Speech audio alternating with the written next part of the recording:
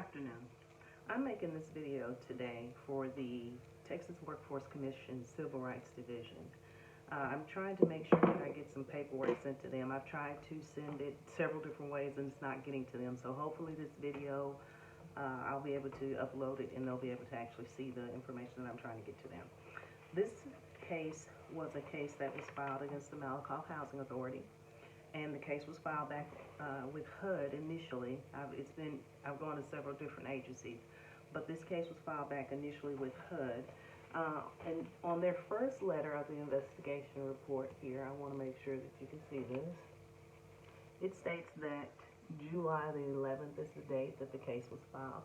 That date is incorrect. So I want to address that first. Here's proof from the letter that HUD sent to Senator Ted Cruz's office back on September the 7th.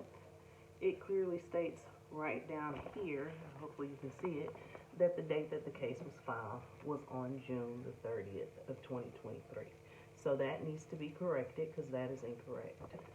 That's the first thing.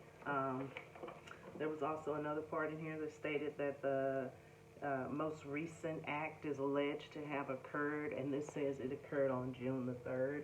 That is not correct because the most recent act just occurred back on October the 27th. So those were the two first things on the first page that were wrong, and I provided you evidence to show you where you can correlate those dates. And I'm pretty sure that you guys will have, you have the evidence from the email. October 27th when my dad's apartment was infested again. There's a lot going on with this, and there's a lot of things that are incorrect, but the only thing that she said that we did not meet was that I didn't have proof of me sending the respondents the information, and I have no proof that they denied it. I'll get to that, and I'll make sure I elaborate on that when I get to that point and when I show that paperwork. So the first thing here that I see is, it states here, you know, that I filed a complaint on May the 25th, 2023, and it states in here that I called and I texted she said that I called the ED is the landlord, the executive director, on May the 25th, and when my dad initially called me, or my sister initially called me, because my dad said something was biting him. My dad does have anxiety, he is elderly, and he is disabled. So when I called, when I emailed initially on May the 25th, because I was out of town. I was in Branson, Missouri at that time when this all occurred. I was in Branson, Missouri at that time. So I had to send an email that night, and then I called the next morning. And I also made a couple copies of my receipts. That's proof. I was about to get a train, and I put that in the paperwork. And also, May the 26th, I was still in Branson, Missouri. So that's my proof there. So I sent an email on the night of May the 25th, and this is what it states. I'm going to read it to you. This is Veronica Giles. I'm currently out of town. I received a call this morning from my dad. A call this morning that my dad has been complaining of something biting him. He has stated that the neighbor next door had bed bugs. My sister picked him up at 3 a.m. and she has confirmed he has bed bugs in his apartment now. If the neighbor did indeed have bed bugs, they can infest the apartments attached to either side. I don't have your emergency maintenance number out of town with me. Please let me know when someone can get this apartment exterminated. They may need to exterminate all the attached apartments at the same time in order to rid of bed bugs, in order to rid of the problem. I want to make sure that this is clearly seen. This is the email that I sent. Okay. I followed up said email with a text message also on May 25th. And I'll read you that, and then I'll show it to you so you can see it. Miss Arquita, I apologize. And we had a conversation. She told me this was not an emergency work order, and I did tell her a few things. I did not cuss, but I did tell her if it was her dad, she would be upset about it as well. And so this is why I texted her at 11:02 a.m. and I said, Miss Arquita, I apologize. I'm not trying to come across brash. If it would be easier for you, I could call an exterminator myself and have them come out.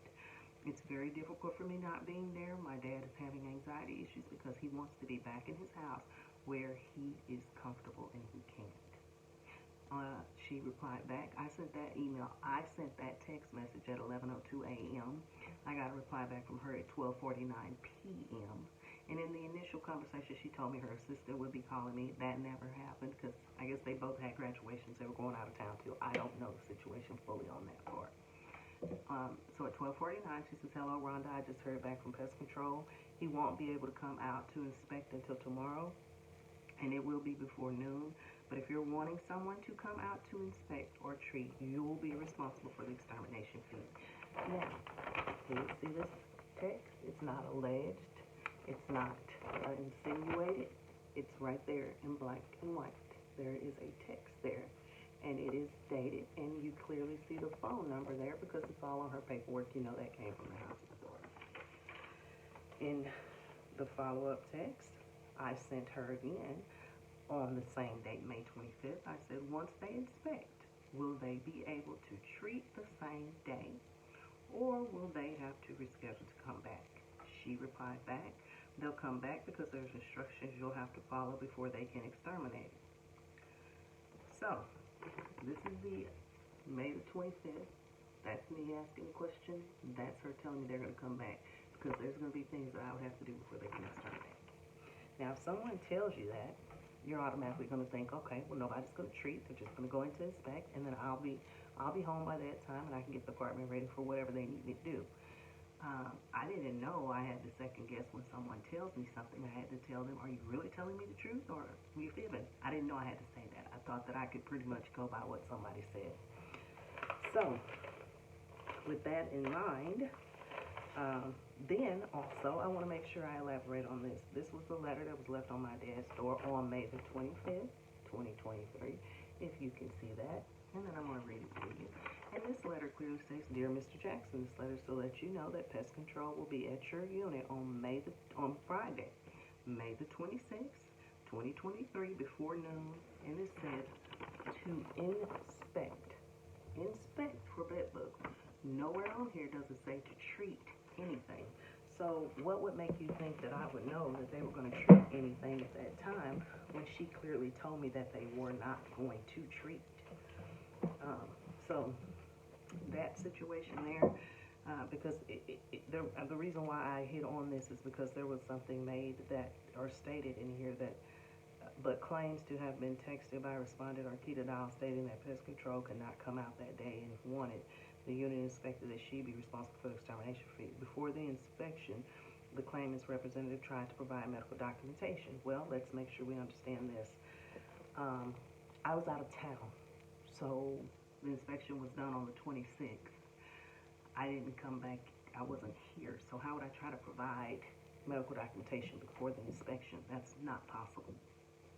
Now, on the 29th of May, I was back, and I did go over, and I was removing furniture out of my dad's house. I provided pictures to TWC, but I may be able to attach some pictures to this recording that I'm doing right now. So you can see it was an infestation. It's not alleged. It was a real infestation.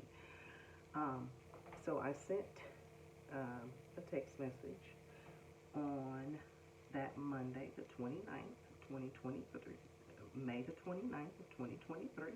And this was at 1:30 p.m., roughly about 1:30, because I was over there trying to move furniture out. It was a lot going on. It was difficult. Everything was full of bugs. These bugs were still crawling. These people supposedly treated, or Diamond J Pest Control, according to them. Now, I didn't know this at the time.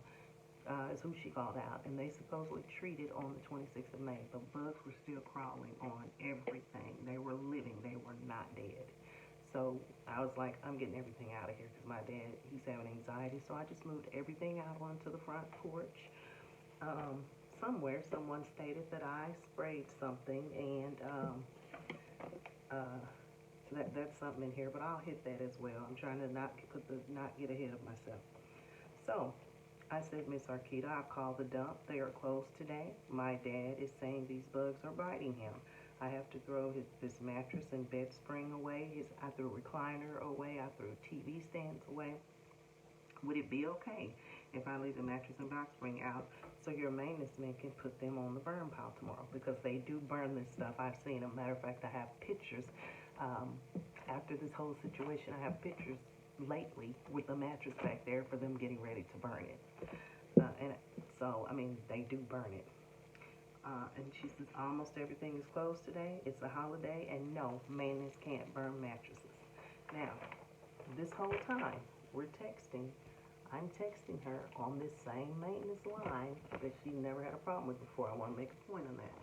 That is the initial text that I sent her on May the 29th, asking about this stuff. She texted me back and said, no, they can't burn it. So I text her once again. This is the text I sent her, and I will read it. I said, okay, so I'm going to be responsible for an issue that was caused by your negligence. I just want to make sure I'm clear on this. You are aware of the problem. You told me there were things I had to do to make sure the bugs were cleared. I can only do so much.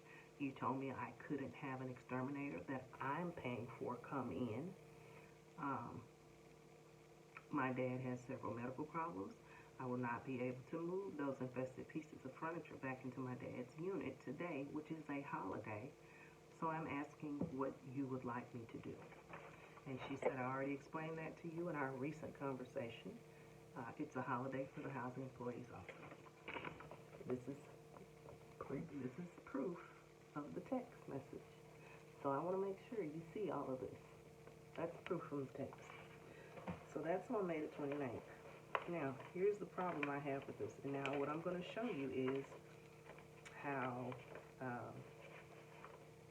back in May that there was paperwork sent out to tenants so that they could enjoy the use of Malakoff citywide cleanup back in May. But we, Mr. Jackson, was discriminated against and was not allowed to enjoy the same treatment, or I don't know what you want to call it, the same enjoyments or policies or procedures or things that everyone else was allowed to enjoy. This letter came out in May, and it comes out on the 1st of May with their rent receipts. It's usually attached. And this is what I want you to see right here. I hope you can see that. Hopefully I'm putting it up there pretty good. That right there. And I'm going to read it. May the 22nd through May the 26th. Residents, please place trash in our bulky items at the curbside. Remember, once the cleanup is over, you can always call Republic Services to come pick up those bulky items. The number is blah, blah, blah. City employees will be available to help residents dispose of household trash and debris at no charge. Now, this was put on the door 1st of May, okay? But she just read this text and she said, no, I couldn't leave it out there and have somebody come and pick it up. Then on May the 16th, this letter was put on tennis doors. And I hope that you can read that because I'm going to read it to you. Yeah, this says, Dear tenants, this letter is to let you know that there is no dumping of any kind on the curbs or outside your unit. The city of Malakoff will be giving out citations for illegal dumping, and you will be given a lease violation if you're dumping illegally. So this contradicts that flyer from the beginning of May stating that they're going to have citywide pickup and you can put your stuff on the curb. On May the 16th, they're saying don't put your stuff on the curb, you're going to have a lease violation. So on May the 29th, when this occurred, when I was trying to get the bed bug infested furniture out of my dad's apartment, my dad is here freaking out, telling me if I leave the stuff on the curb that he's going to be evicted because of the letters that she's sending. She's sending these letters threatening these individuals, intimidating them, and this is what I'm trying to explain to TWC. This is very intimidating and threatening, and oh, by the way, if this thing says they're having this going on, this letter would make me not even want to put my stuff on the curb because I would be afraid that, it just doesn't make sense. Also, we need to remind you that work orders need to be called into the office or to the maintenance line before they can be done. If they are not called into the office or the maintenance line, they will not be done. Do not tell maintenance men while they are working on someone else's work order all work orders must be called in, period. The number for maintenance is 903-203-5644. This number can be used after hours, or you can leave a message on the office phone. Please put this number on your fridge so you will have it handy. Now, you cannot, this is a no-no here, you cannot restrict elderly and disabled individuals to only call. Because here's the thing, what if they have a vision problem and they can't dial phones real well? Which is the case with a lot of them, they can't see good. So you can't restrict them in reporting. I do believe that there is a statement in the HUD manual that states you're allowed to verbally report work orders, and you're allowed to verbally tell anyone that is an employee of the Malakoff Housing Authority. This letter here does not state that. And this needs to be listed and looked at, because I'm clearly trying to show you all the pattern. It's a pattern of discrimination. This is something that we need to pay attention to. So that covers what she stated about May the 29th. Okay, so then on May the 31st, it was stated something about I tried to go into the office and talk to, let me make sure I read this right because I don't want to be saying this wrong. On May 31st, the complainant's representative scheduled a meeting with the respondent about the father's care and services being suspended due to the bedbug problem, but Arkita Dow refused to meet. Well, let's elaborate on that. Ms. Dow refused to meet with me, and when I walked into the office on May the 31st, and I do have said recording, when I walked into the office on May the 31st, Ms. Dow, we did have a scheduled meeting. She refused to meet with me, and she also called the police on me. So we need to make sure that we address that. And it was stated when, and it is recording also, so if there's another thing that anyone wants, let me make sure I show you all this, because it is legal to record in the state of Texas. So anything that I play on here, let me make sure we know that this is legal for me to play this. On May the 31st, when I walked into Ms. Dow's office, and I hope that you can hear this because I'm about to play it. Let me start this over, please. Hello, how are you? We got a meeting. I'm not going to talk to you today. You're not? So I already done talked to you. Already done talked to you. Texas service, and already done handled everything. You already done expected to do. No, you didn't handle everything because my dad's services is suspended for 30 days due to the fact that his services suspended for 30 days or what? They suspended his services. What kind of services? His aide, his nurse, his physical therapist, the people. I didn't have nothing to do. Well, the bed bugs, ma'am. Rhonda, we did not bring the bed bugs either. I want you to look at that. We did not bring the bed bugs. I didn't bring them in either, but when that apartment next door was infested, I can let you know to pest control and pest control PK. We did not have nothing to do. Allow me to bring in my own exterminator and let them do the treatment. I'm not going to do it. That's all I'm asking. Well, I already got somebody to do it. That person did not kill the bed bugs. I was there on Monday and started healing. I'm going to call his person and get her on the phone and let her know that you denied to talk to me. Yeah. I specifically set an appointment with you, and you told me to come in here at 11 o'clock today and sit down and talk to you like an adult and a grown woman. And ma'am, I'm not raising my voice to this lady, am I? Am I rude to anyone? And you don't have to acknowledge this, but I wasn't rude. I came in here, I brought in paperwork to show you that when a unit next door to another unit is infested, my dad's unit and everybody else on that row should have been treated, Miss Arkita. Now, we can go to a negligent situation, or you can sit down and just talk to me. It's simple. Why did I have to call you? I asked you on Monday, Miss Arkita. I asked you on Monday if you would allow me. I had to remove all my dad's furniture out of his house. I asked you.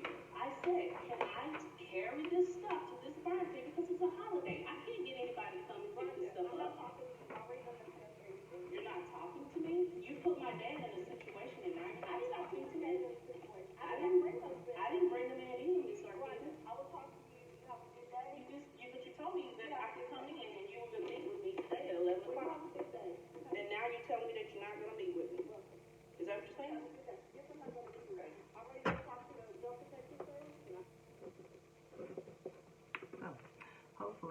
recording, it was heard. But in there, she did state that she's not talking to me because, if you listen closely, she did say because I called Adult Protective Services. So you cannot discriminate against someone. That is illegal. You cannot discriminate against someone for reaching out or retaliate against someone if they reached out to a government agency or anything else. That's called retaliation, and that's what this shows here. I will read it to you. What if my landlord retaliates against me for complaining? It is illegal for a landlord to retaliate against a tenant for complaining about a condition in a property that affects the health or safety of its occupants, or contacting a government or nonprofit agency about the problem. If the landlord takes action against you within 6 months of your written complaint, the landlord is presumed to have improperly retaliated against you. This has been going on ever since after the complaint, and it's a continuation. So that addresses the May the 31st. It was not a meeting that she did not just meet with me. She called the police on me, and she told the police that I was screaming and yelling in her office. Clearly, that didn't sound like I was yelling nor screaming in her office. So that is retaliation. That is a pattern of discrimination. Let's see, we're going to move along to the next thing. Respondents get a dial decline to approve the reasonable accommodation. I don't know what she's saying. And also, by the way, the heat treatment, I didn't know about heat or steam. My dad had never had bed bugs before. This is the first time. So I'm not an exterminator. I don't work in that field, so I wouldn't have known heat or steam.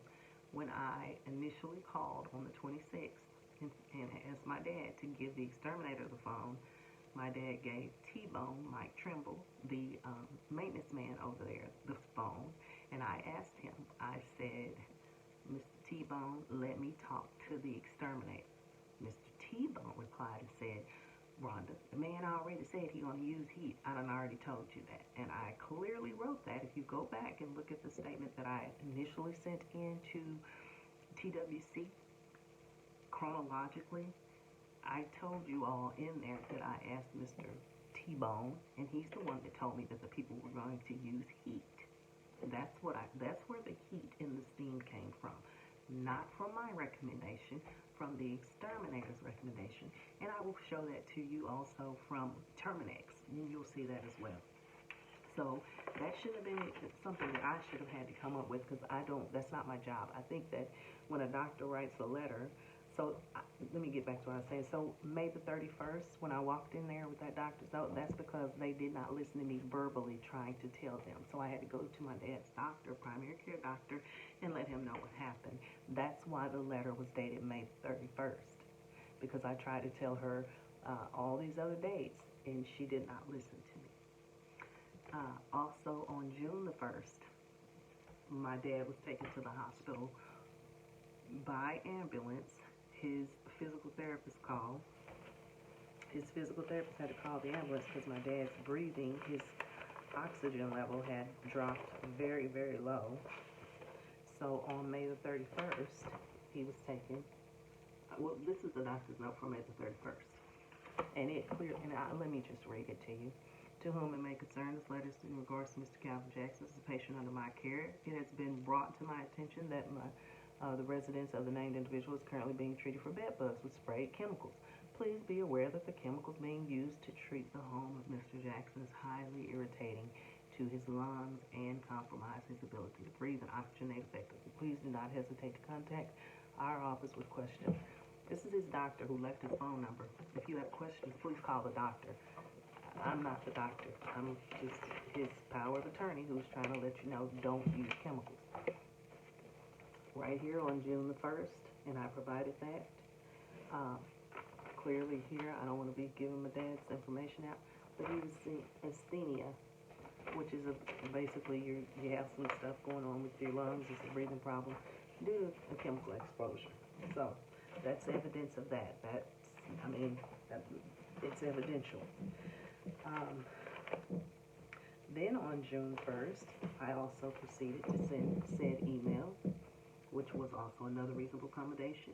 And as you can see, it was sent to all these people here with the HUD Director, Byron Gully, also on this email. I sent it to Ms. Doris Stamps, Angela Spencer. Also, I sent one to the Housing Authority.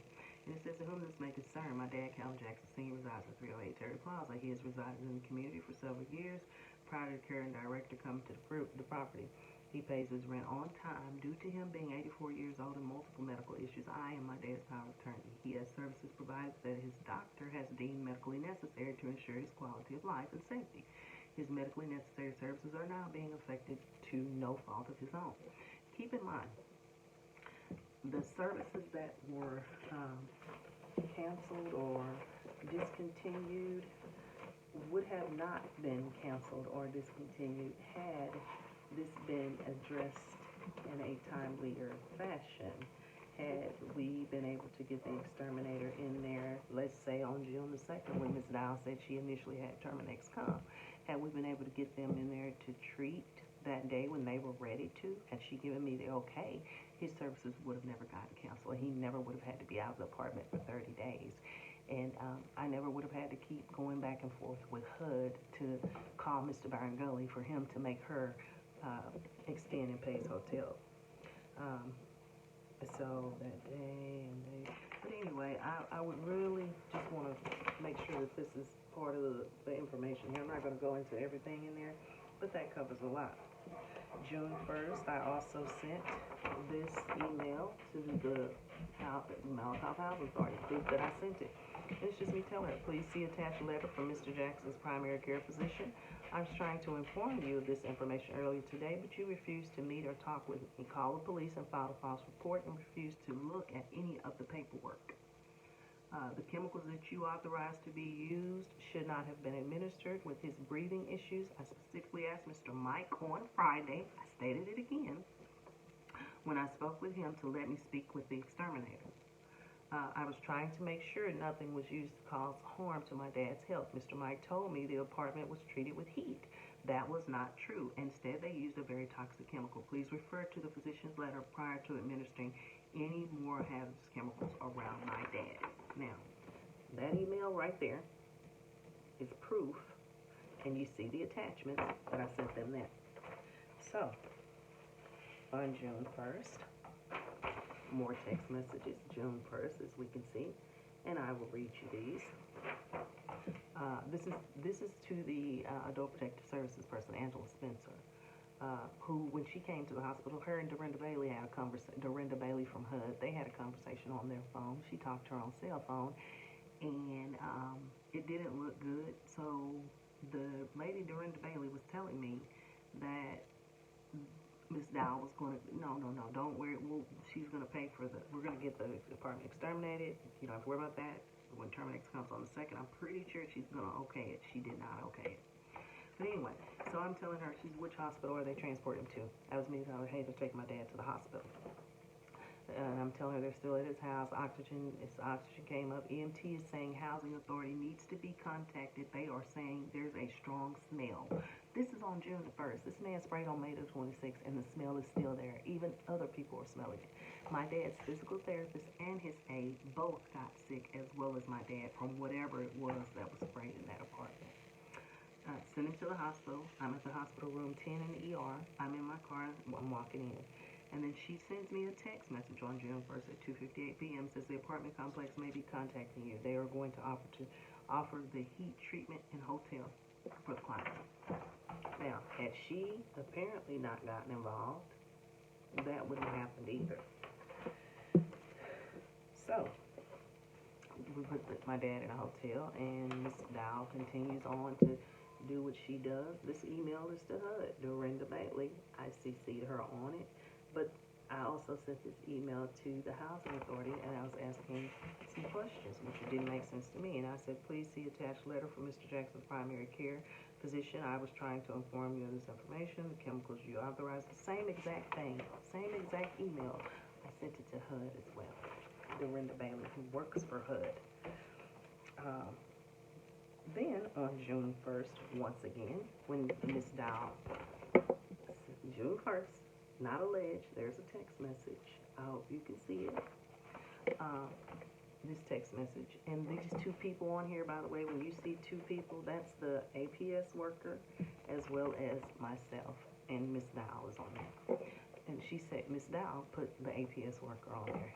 It's clearly coming from her phone number. Yes, that's the number that was on the paper that says emergency number. And the time of the day now is 5:59 p.m. And she says, hello, Rhonda. I have two pest control companies that are coming out to inspect Mr. Jackson's unit. Terminix will be out between the hours of 12 to 3 p.m. tomorrow, which is Friday. And Williams Pest Control will be out on Monday at 10 a.m. They will not be able to give me a date due to the heat treatment. They will not be able to give me a date to do the heat treatment until they inspect the unit first. I can place Mr. Jackson in a hotel at the Countryside Inn in Malakoff until Tuesday. By Tuesday, I should know more information concerning Mr. Jackson's unit. So, if you have Terminix out here on Friday and they're telling you we can get on it, why wouldn't you not have scheduled them to come in and treat? It didn't happen. So, hello, Rhonda. The only non-smoking rooms they have available at the Countryside Inn in Malakoff is upstairs. Is that okay for Mr. Jackson? Mr. Jackson's on a walker. He can't go upstairs. I have pictures of the stairs. Those stairs, he would not have made it. So I'm asking her, do I just go and give them his name? Because she ended up, instead of going to the Countryside Inn, she went to the hotel's, the Athens Super 8, okay? Room 121, I have the key. And I'm telling her I'm grabbing his stuff right now, so I'll meet you there. And I said, let me know what you would prefer. You can just, and so she texts back, you can just meet me here. I'm here waiting. I'm on my way, grabbing him some clothes and meds. Can you just leave the key at the desk under his name so you're not waiting? These are all text messages between myself and Miss Dow. Nothing was out of the way from me. But there were stipulations that I was asked when I came to get the stuff. And clearly again, on June the 2nd, I sent another email. And that we see the dates here. Going to Byron Gully, the HUD director. This is the HUD director I'm emailing. And I'm telling him, I said Miss Bailey, because that's the only person I talked to at that time. Good morning, Miss Bailey. I'm sorry for bothering you, but I have some quick questions. My dad, Mr. Jackson, staying for Super 8 in Athens, Texas until Tuesday. I was sent a text stating Terminix was coming out to inspect his apartment today.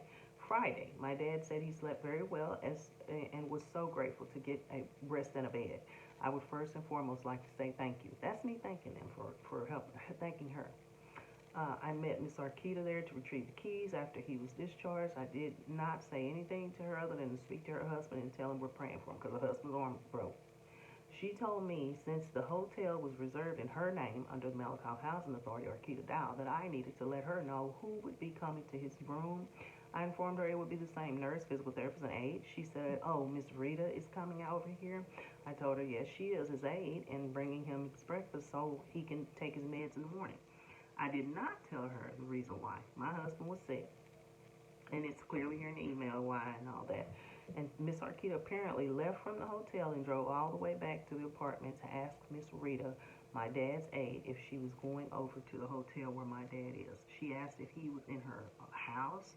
She asked how many hours she works for him. She already knows that when she increased her rent twice in 1 year for working for my dad. So she already knew all the hours and whatever.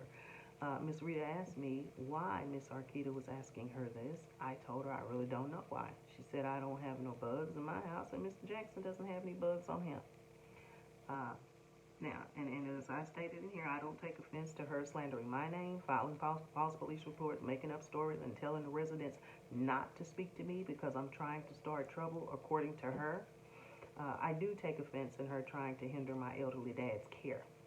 I take offense in her telling people not to speak or talk to my dad only because I'm trying to rectify a problem that has caused him harm. Please let me know which issue is me causing trouble. Keys opening everyone's doors or bedbug infestations.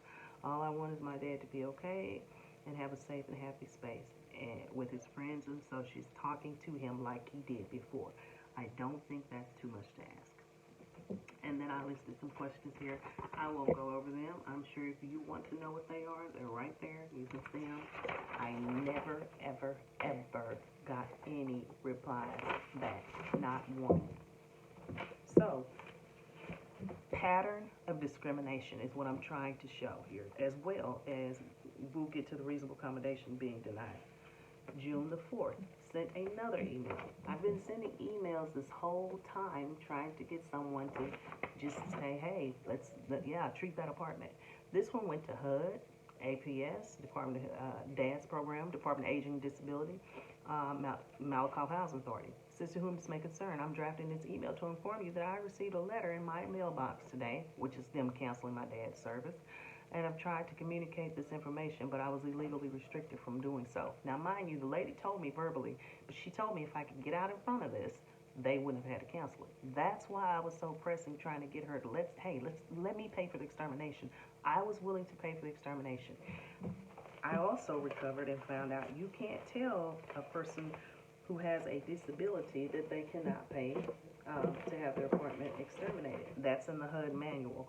I will find that and I will link that as well, because you're not supposed to tell people that they can't pay for an extermination of an apartment when it's trying to help an elderly or disabled person. But I was illegally restricted, okay, and I told them that. I will be requesting once again that I be allowed to pay Terminex, who could come on Monday and exterminate my dad's apartment where he has paid rent at on 1 June. He is staying in a hotel where he does not have access to his medical alert system or if something happens. The fact that he has been made to endure a chemical that is doctor informed should not have been used, which caused him to have dangerously low oxygen saturation, and this never happened before, inhaling those fumes, according to his nurse and physical therapist that sees him all the time. I have asked for assistance with Ms. Dow, who clearly has a personal issue with me. But if the issue is with me, please, by all means, handle it with me. At this time, she's retaliating against my 84-year-old disabled dad by not allowing his apartment to be exterminated properly. My dad's BiPAP and nebulizer has been ruined due to Ms. Dow's negligence and thinking I'm just being difficult. In actuality, it's me advocating for my dad, as anyone who has a father should. I've included her in this email. She's been negligent in controlling the bed bug infestation that has caused my dad physical, mental, and financial harm. He has an illness that requires he have a low-sodium diet, and he can't eat that in a hotel without being around he can't eat that in a hotel without being able to get his meals prepared at home in his special seasonings, which has caused him to swell and have water retention around his ankles and heart.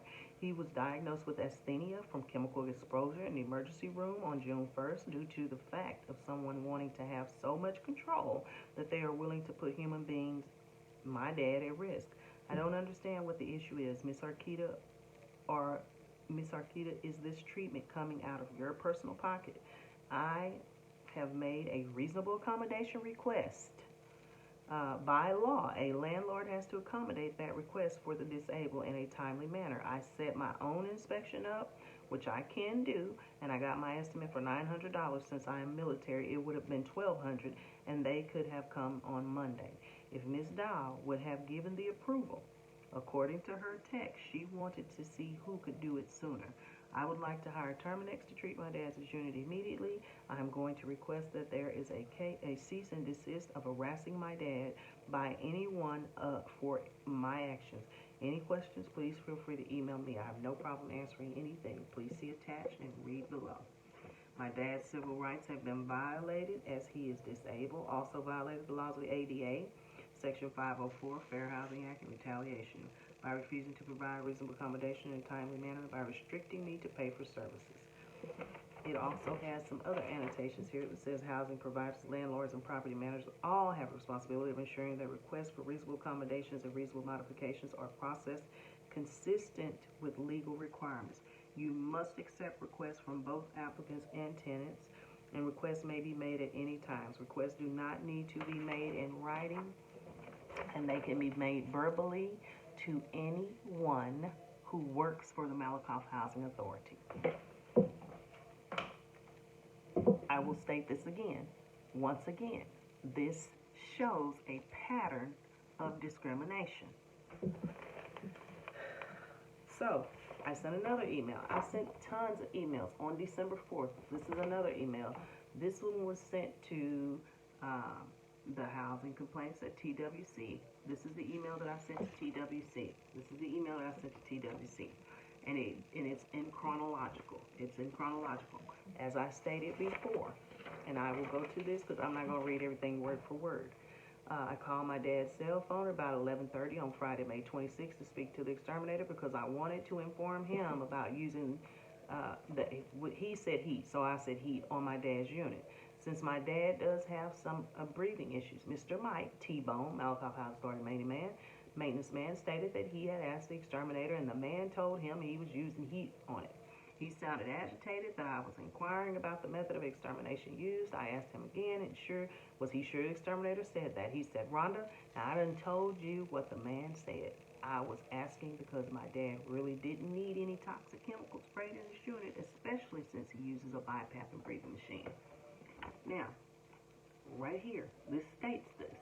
This email, and this covers everything chronologically. This email was sent on Sunday, June the 4th, as you can see here, and it was sent to TWC. So I know you guys, I know that it was received, chronological information there. So therefore, that was why that May 31st letter was after they initially sprayed, because they wouldn't listen to me. I'm clearly trying to talk to people, and they would not listen to me or talk to me. So I believe in here the next thing that the investigator spoke of was about June the 5th, I think, where she said, and it's just a lot. This whole program here, this whole thing is not, it's some issues with the whole thing. What was the next thing? I think it was June the 5th. I'm going to address June the 5th here, or is that, nope, June 5th is later. This next thing says, there is no evidence that the respondents received, okay, so she was talking about May 31st. Then the medical letter is dated following the original report of bed bugs and the initial pest control treatment. The medical letter dated August 24th. Okay, I want to show you this, and I, of course, marked it up because it's a lot going on here that is not correct. And I'm going to go over it again. Now, here's the big part here. She says, there is no evidence that the respondents received this medical letter, which was dated August the 24th. Okay, let's make sure we understand this, because I know we've just gone from the end of May. So that's letter 1, which was the end of May. Now, I'm going to scoot to August, I think. I really wanted to go to June, but I'll go to August. The reason why I got the letter for August was because of this letter right here, dated August 16th, and it was left on my dad's door. Mind you, this is for routine examination. This is not for bed bugs. This is for routine. I notified her that my dad had just gotten out of the hospital by email on, that was left on the door August the 14th. On August the 15th, right here, proof of the email. You see here, there's proof right there that I sent that email to her. And right here attached is the hospitalization, showing her that my dad was in the hospital on August 11th. Because usually when I tell somebody something, I like to prove it. There's no doubt about it. On August the 15th at 9:07 a.m., I said there was a note left on the door that Diamond J Pest Control would be exterminating on August the 16th. I want to make you aware that my dad just got out of the hospital again. It is not recommended that any chemicals be sprayed in his unit. If you would prefer, I can get with his doctors on an organic pesticide that will be conducive for his health concerns. Please let me know. Also, his nebulizer that Diamond J damaged has never been addressed. If there is a process of grievance that you can file with them, it would be greatly appreciated. If you would discuss that with them, the nebulizer replacement is $90. Insurance is trying to get his BiPAP replaced, which costs thousands. But if they could cover the nebulizer, that would help him out. Have a blessed day. Thank you. That's what I sent. I attached a copy of that. I attached a copy of the nebulizer estimate here. I put all the attachments on there. So, I mean, everything was there on August the 15th at 1:39 p.m. As you can see here, this email here at the bottom, it came back. It's from Miss Dowell. And it states here, I want to make sure you look at that. That's her email address right there. Can you see it? I hope so. I'm going to read it to you, and it states, "Hello, Veronica. Prayers for Mr. Jackson. Hope he is feeling better. I will let maintenance know not to have Diamond J Pest Control spray Mr. Jackson's unit. That's fine. You can get doctor's orders about the pest control. I'll put that in his file, in his resident file.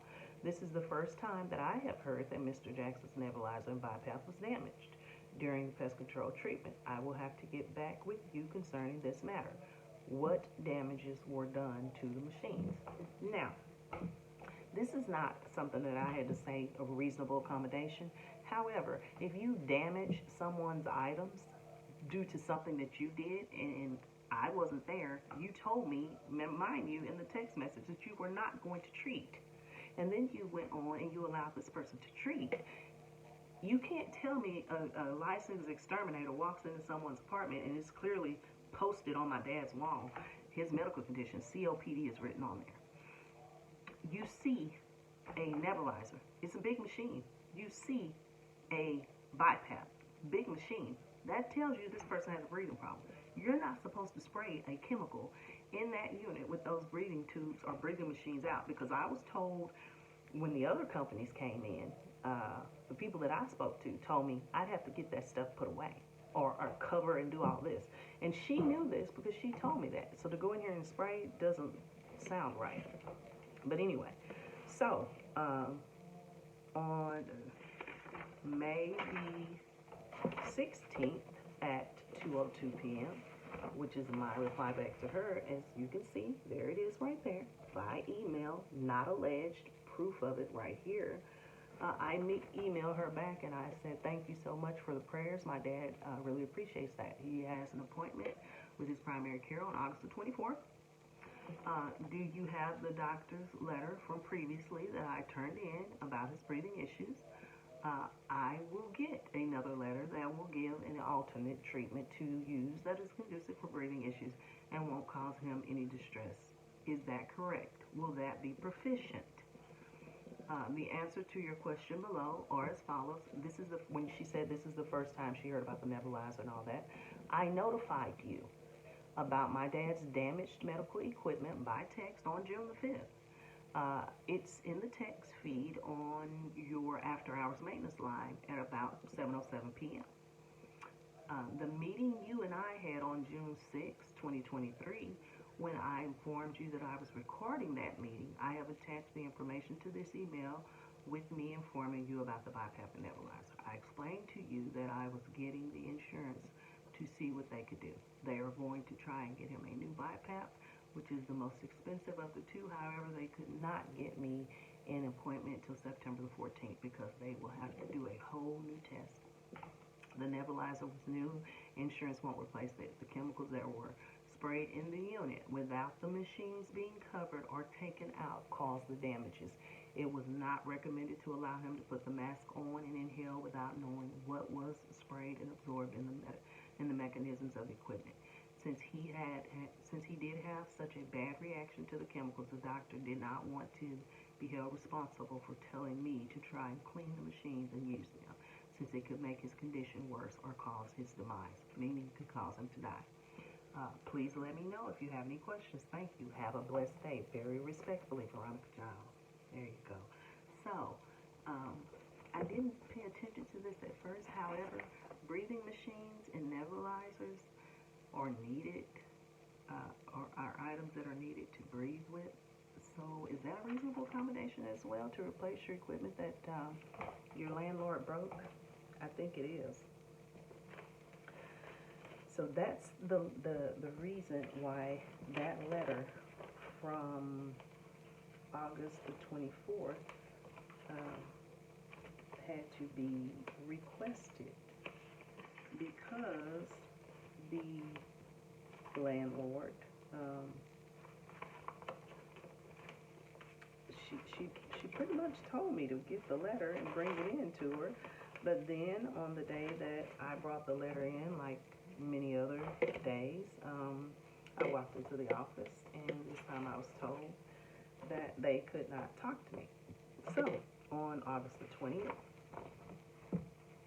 that email right there, as we can see, I sent it to Malakoff Housing Authority, to Miss Wright, who's on the board, Eva Wright, to HUD Byron Gully, and to Angela Spencer at APS. Clearly we can see the address is there, the date is there. Not alleged, this is proof. And this one states, I'm sending you all this email to inform you that my dad, Mr. Jackson, was sent to the hospital by ambulance on August the 16th. So, mind you, after the people sprayed the chemical on the 16th, even after I sent an email on the 15th saying don't spray, he was sent to the hospital on the 16th. After you, Ms. Arquita, Executive Director of Malakoff Housing Authority, allowed exterminators Diamond J Pest Control to spray the neighbors' unit, I'm quite sure you received the email that I sent you on August the 15th. At 9:07 a.m. informing you that Mr. Jackson had just gotten out of the hospital on Friday, August 11th, asking you not to spray his unit, and expressed once again that the chemicals were not conducive for his health. It is very clear from your lack of concern and disregard for any of the information I have provided that you don't care about these tenants.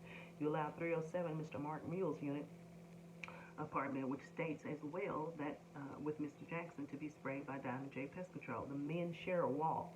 If the bugs could travel through through the walls, what would make you think the fumes wouldn't? It is also very clear that you used steam on 307 and 308 due to both men having breathing problems. Mr. Mark is on oxygen, and you are aware of that. I know you are aware of my dad's breathing issues as well. Why would you let them spray chemicals in either of these two units, knowing their disabilities? Either you intentionally set out to harm Mr. Jackson by allowing this blatant disregard for his health when I clearly informed you not to spray the unit, and went above and beyond telling why not to do it.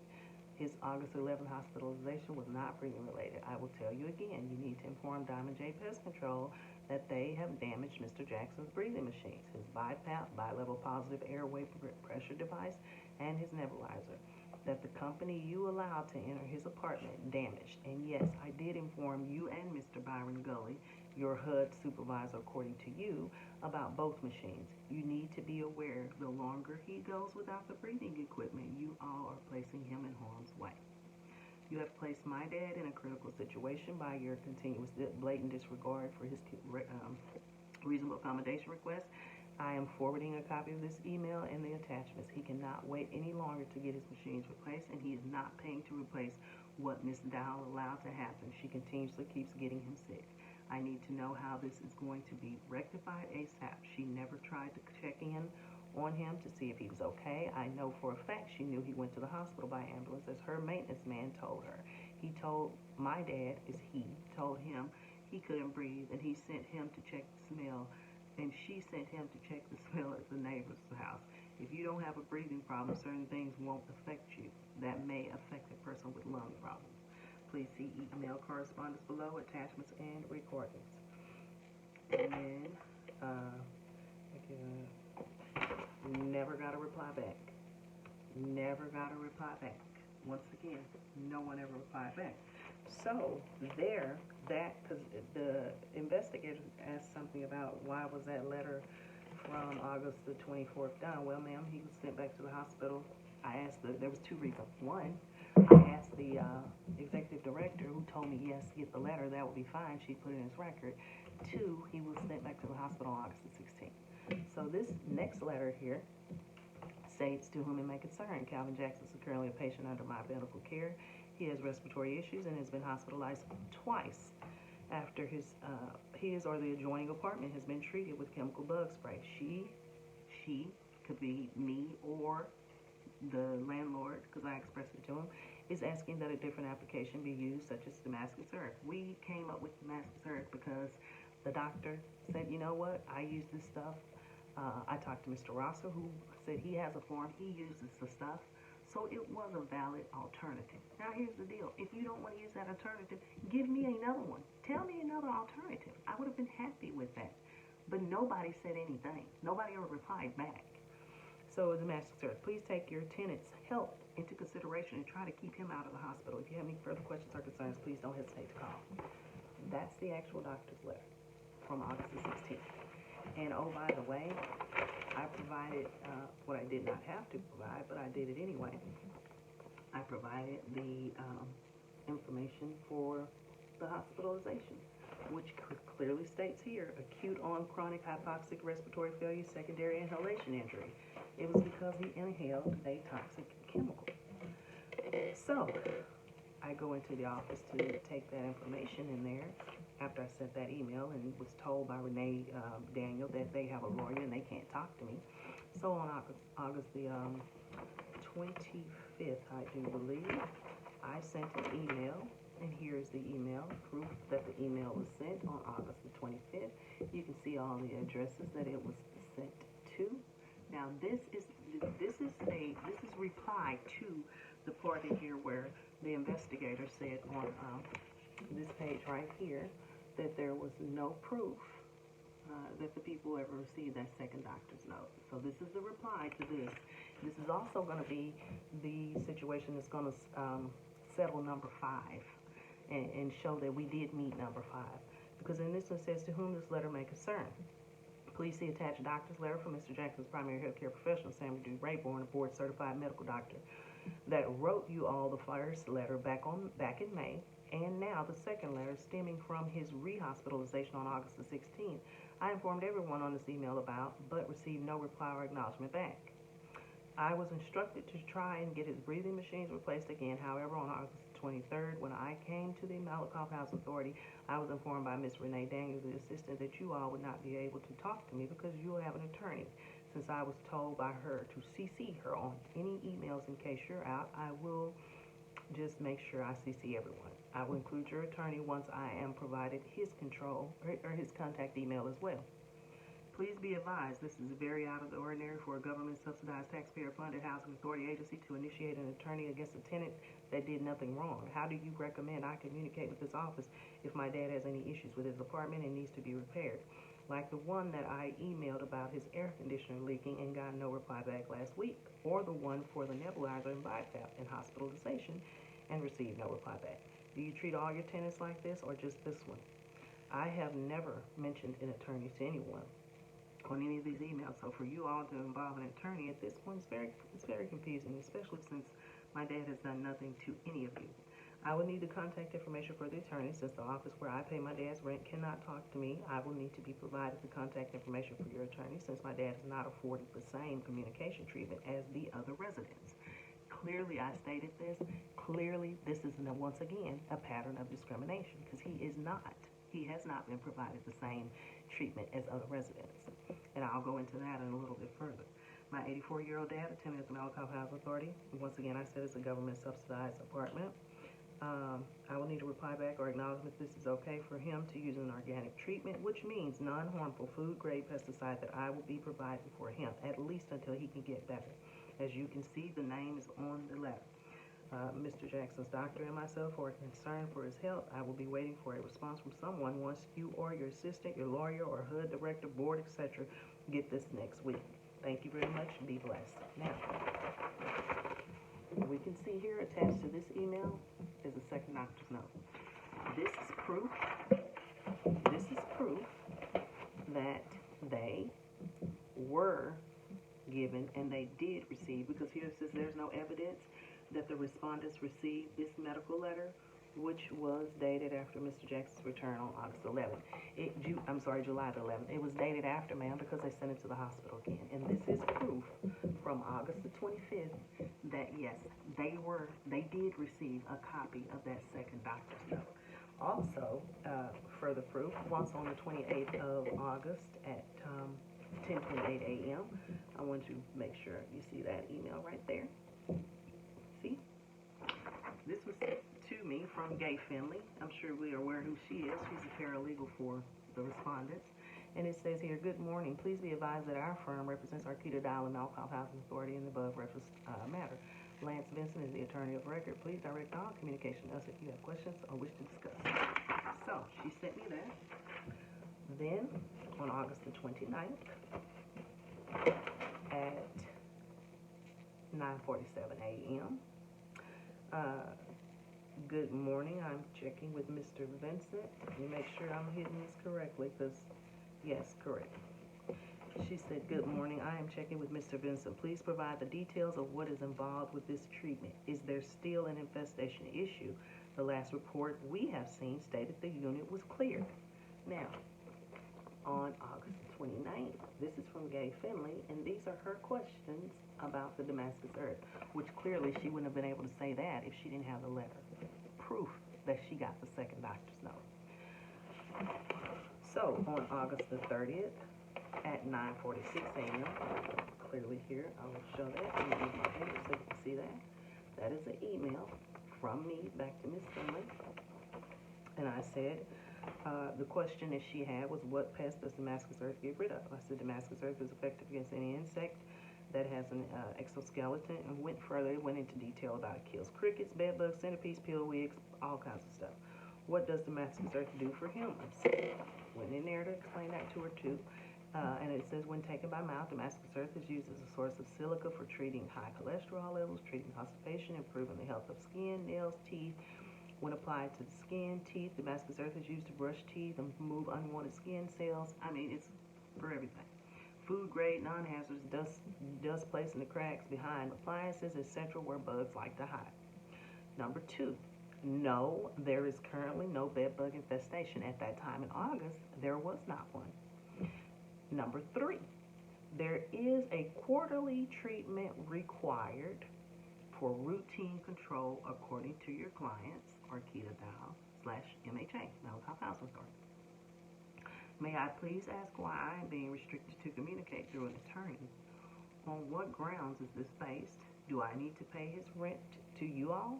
Do I need to contact you if he has a repair need in his unit? Thank you for your time. Have a blessed day. Very respectfully, Veronica Giles. And I want to make sure I show that as well. So, this was me answering the questions that she had about the Damascus Earth. And then on August the 30th, now, the date, this is Miss Finley replied back to me. Now, it's going to be clear that this is a reasonable accommodation denial. She says, hi, Veronica. I can understand your questions. You only need to communicate with us on this one issue regarding the complaint with HUD and TWC, etc. On behalf of Mr. Jackson, rent and any other issues will be handled as usual. We are going to ask the Housing Authority to look into the organic treatment and we'll get back to you. Feel free to call or email with any questions. Mind you, when someone tells you we're going to look into the organic treatment and we'll get back to you, that clearly states that you acknowledge that you did receive that second doctor's note.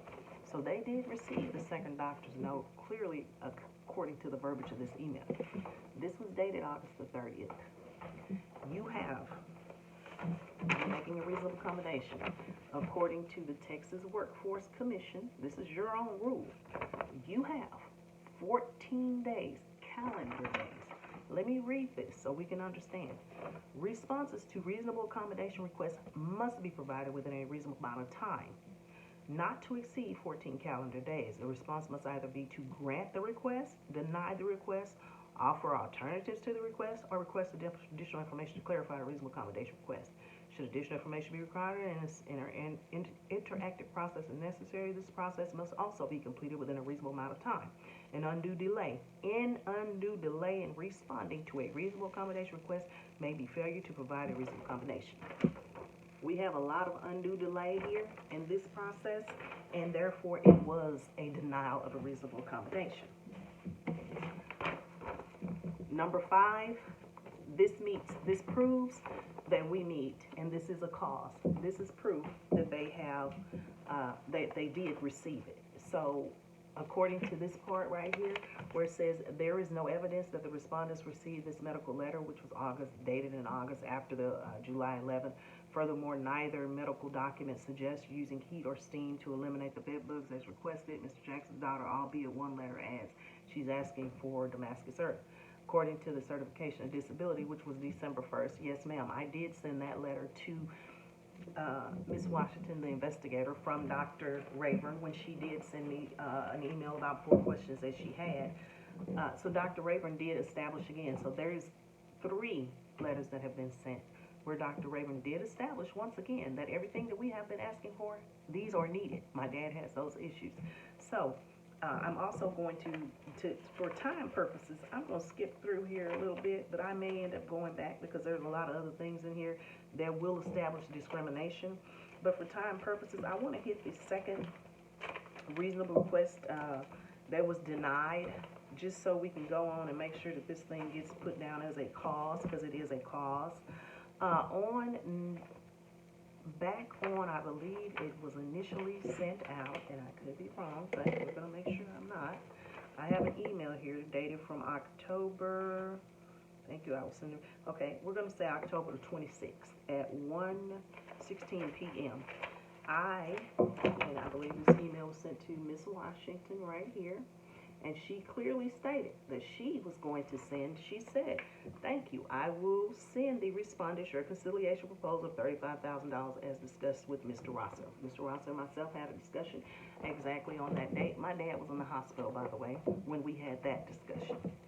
And it states in here, you can read it, I'm not going to go through everything, but it broke down everything, because due to my dad being hospitalized, every time they would spray, they sprayed on October the 18th, and I have the Terminex letter here, and then my dad ended up going to the hospital on October 18th.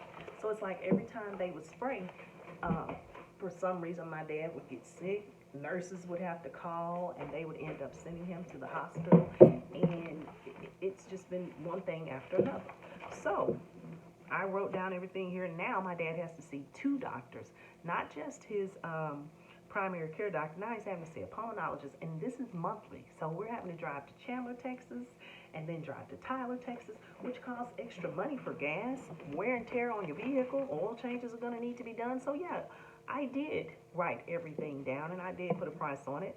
When you conciliate, to me a conciliation I thought was a negotiation, but maybe it isn't. So read what I'm getting to, so I'm not getting long-winded. I listed, because Miss Washington told me I needed to go piece by piece and list what everything was. So I listed all of this little stuff here. But let's zero in on one of the other things that I listed here. This one. This thing here says approval of his reasonable accommodation request for proper ADA handicap toilet needed. He's been requesting one. So we've been requesting that. This was on October the 26th. Miss Washington, the investigator, stated she's going to send this to the respondents, so I know that they got it. Then on, let's see what date this is here. On November the 27th, a whole 31 days later, on November 27th at 1:07 p.m., I get an email back, as you can see, from Miss Washington. And she states, Ms. Jackson, here, the respondent's conciliation counteroffer to your proposal is as follows. The respondents agree to working with the complainant to eliminate any recurrent bed bug problems in Mr. Jackson's unit. And respondents agree to pay out-of-pocket expenses in the amount of $2,500. You may accept this offer, reject it, or make counteroffer. Please advise by November the 30th, 2023. Now, on November the 27th, ma'am, let's go back to what I was saying earlier. According to TWC, you have 14 calendar days when someone makes a reasonable accommodation.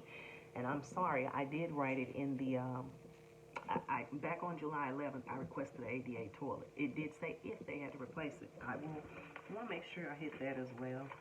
But this is clearly a denial, another where we meet number 5, because this is a denial, and this is a clear denial because they came back and they only addressed what they were going to do. So that is a clear saying, we're not giving you a toilet.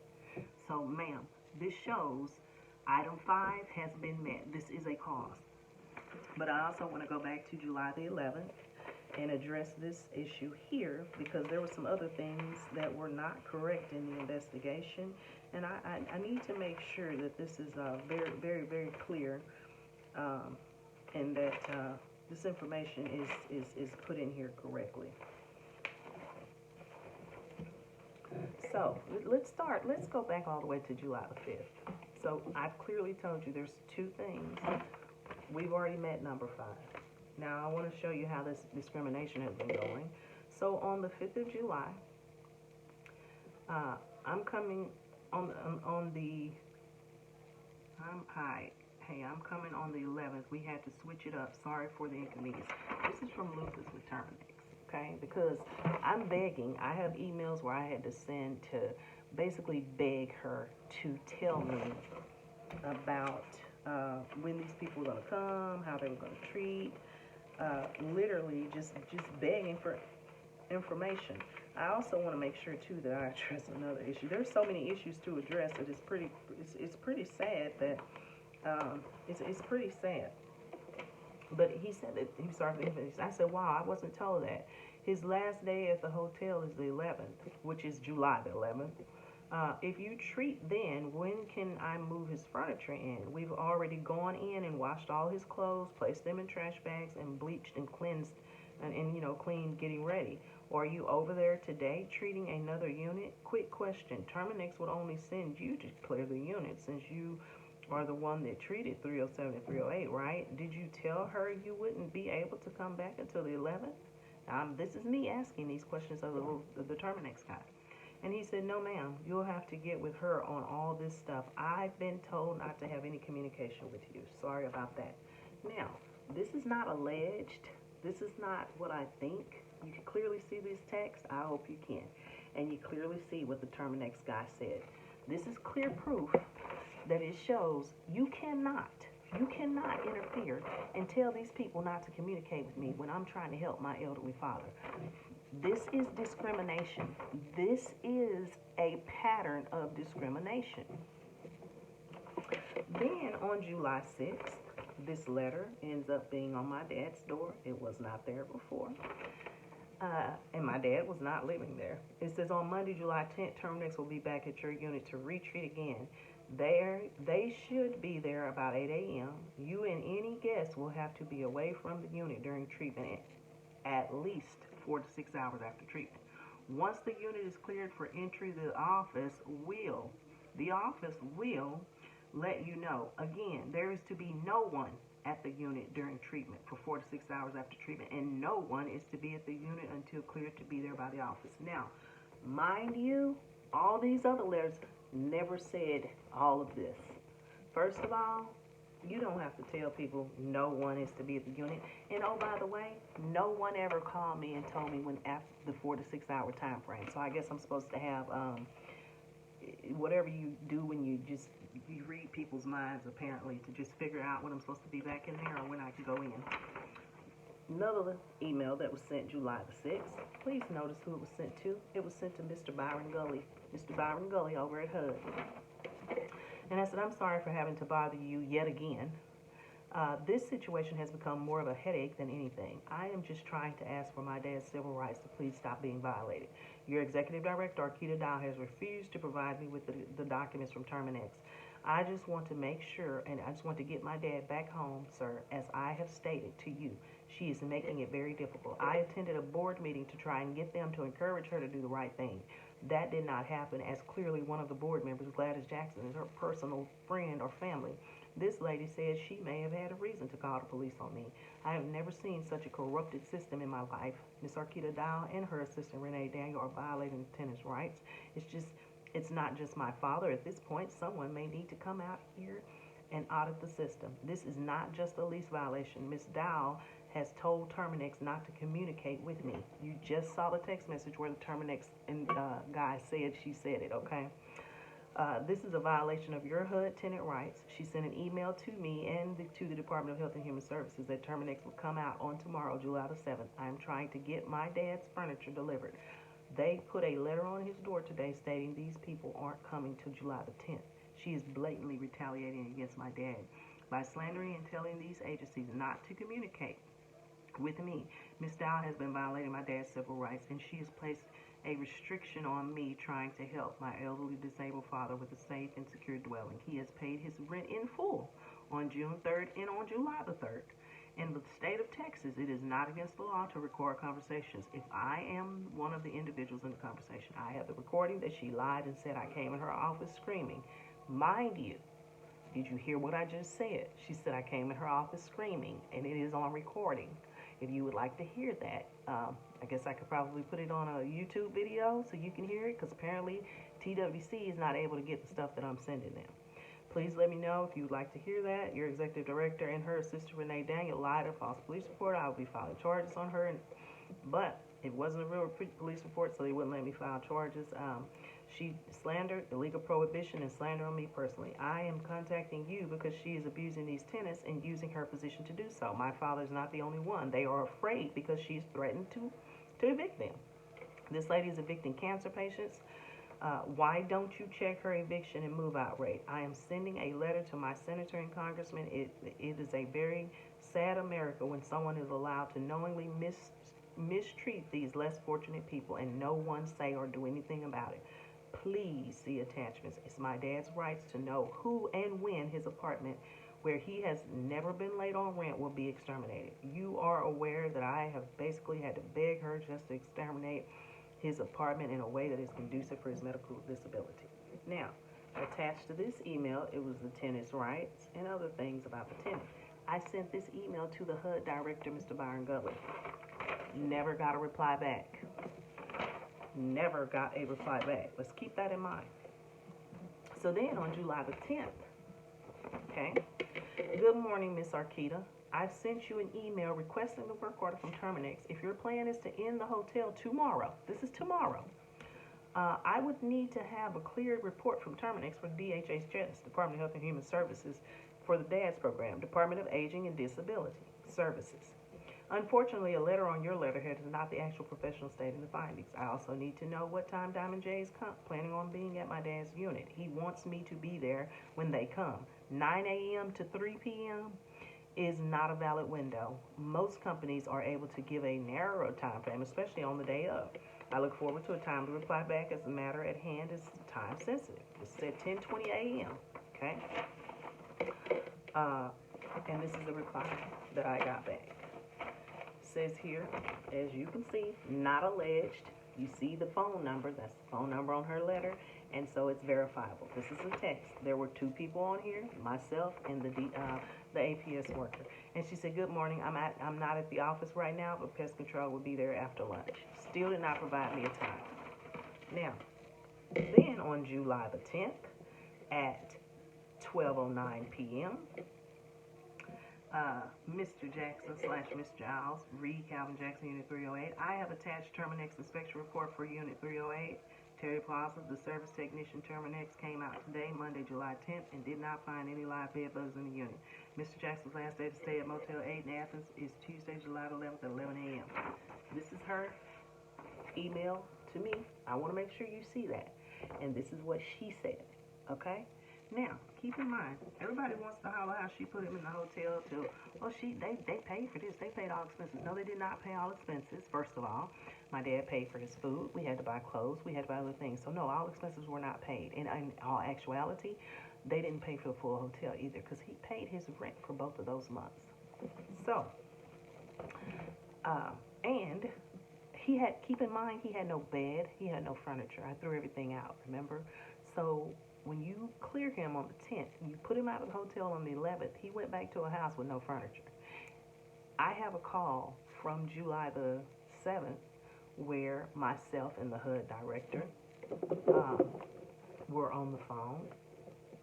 And I don't want to make this too long, but I really do think that you need to hear this call. Because it's quite interesting as to... The guys say each resident is, it's their residential rights. And you're aware of the issue that my dad, I'm getting this. Right. You got to get it. So this is, you explain this to you. So your dad's in a hotel, was put up in a hotel by our facility for right off into the accommodation. Is it when you, whenever they were there a week ago, terminate whoever, why was he there president and you? And why were you there? I was there because I wanted to talk to the exterminator because there were things that needed to be done, and according to your HUD rights, he has the right.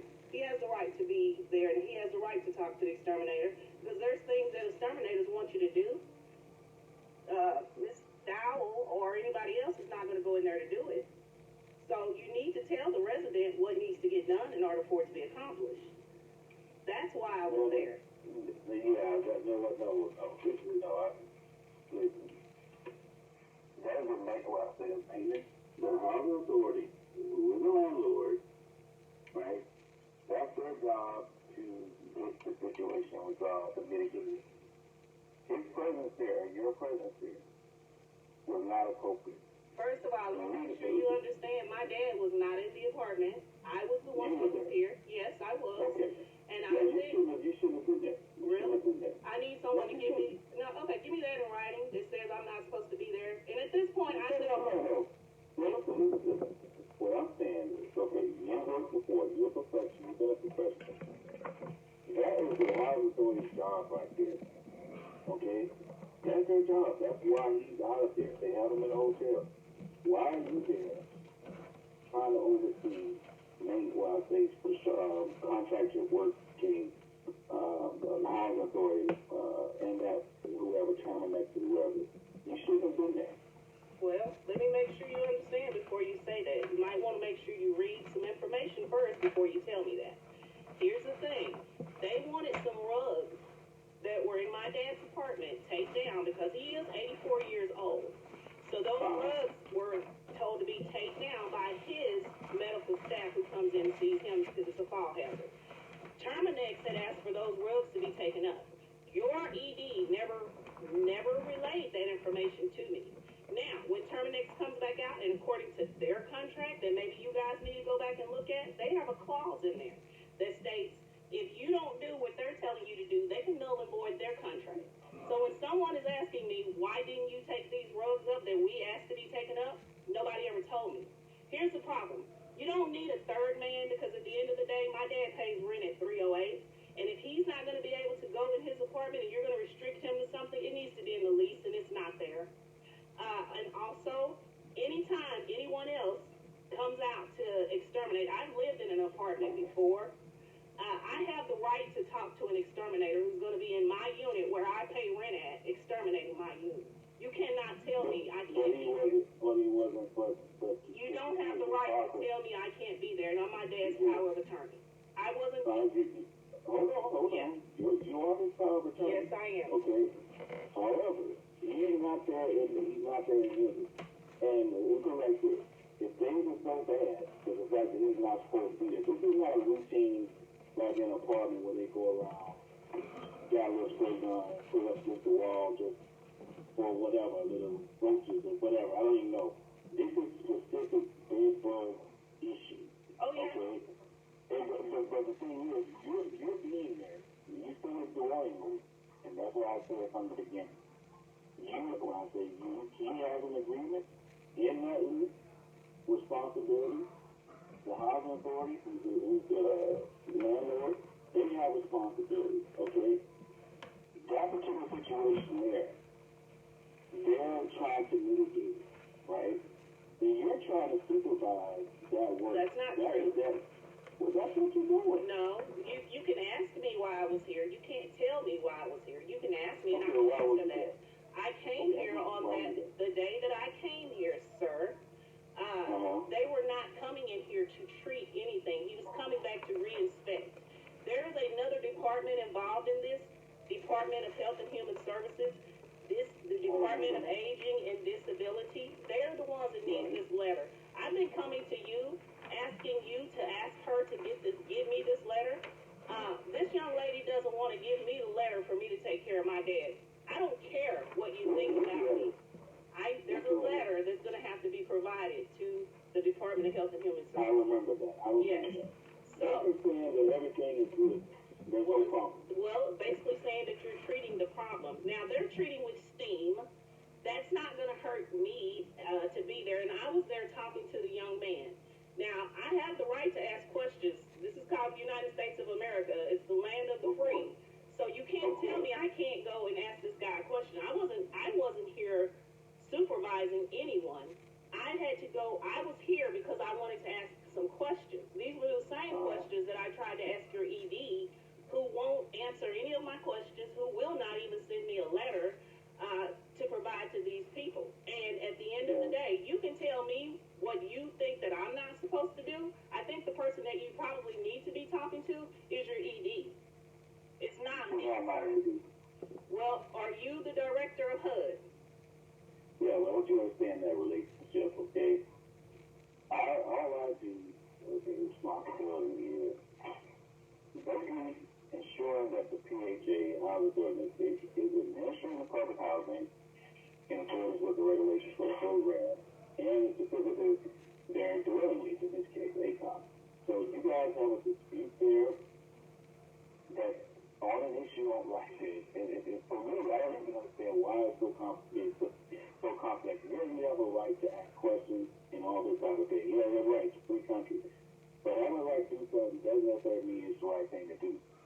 Because that relationship there, for whatever reason, I don't understand, I've never encountered this. It's like, let's get the things fixed, let the people do their job, and get the bedbugs where there's no bedbugs in there. Whatever. And that's the housing authority responsibility, the landlord, right? And to communicate as such in accordance with the dwelling lease. What are we doing to mitigate this? Now, yeah, you can ask questions. So, You can ask questions, but let me ask you this. If you had a job and you were doing something, would you want somebody standing over you in certain situations you don't want them standing over you? Because it's kind of like you're injecting yourself into her job. Well, let me answer your question, sir. I have worked with the public. I've worked for the government, and people have stood over me. I didn't have a problem with people watching me or coming up and asking questions because guess what? I'm going to do my job to the best of my ability. I'm going to dot my I's and cross my T's, so I don't have a problem with people coming and asking questions.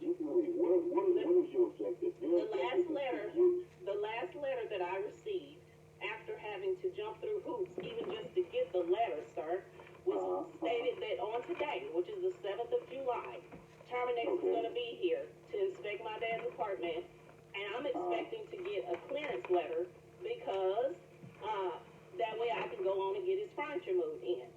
What people do not understand. When you say clearance, what do you mean by that? A letter stating there's no more bed bugs, the house is clear for me to bring furniture in. Because here's the thing, I had two different things. One guy said, bring furniture in. We love to have furniture here. That way we can see the bed bugs. Then the other guy said, no, ma'am, don't do that. That's not a good idea. There's an important thing, especially when someone is renting a unit and they're signing for that unit. My dad has paid rent each month, and he hasn't even lived in here. He's paid his rent on time, never, ever, ever been late before.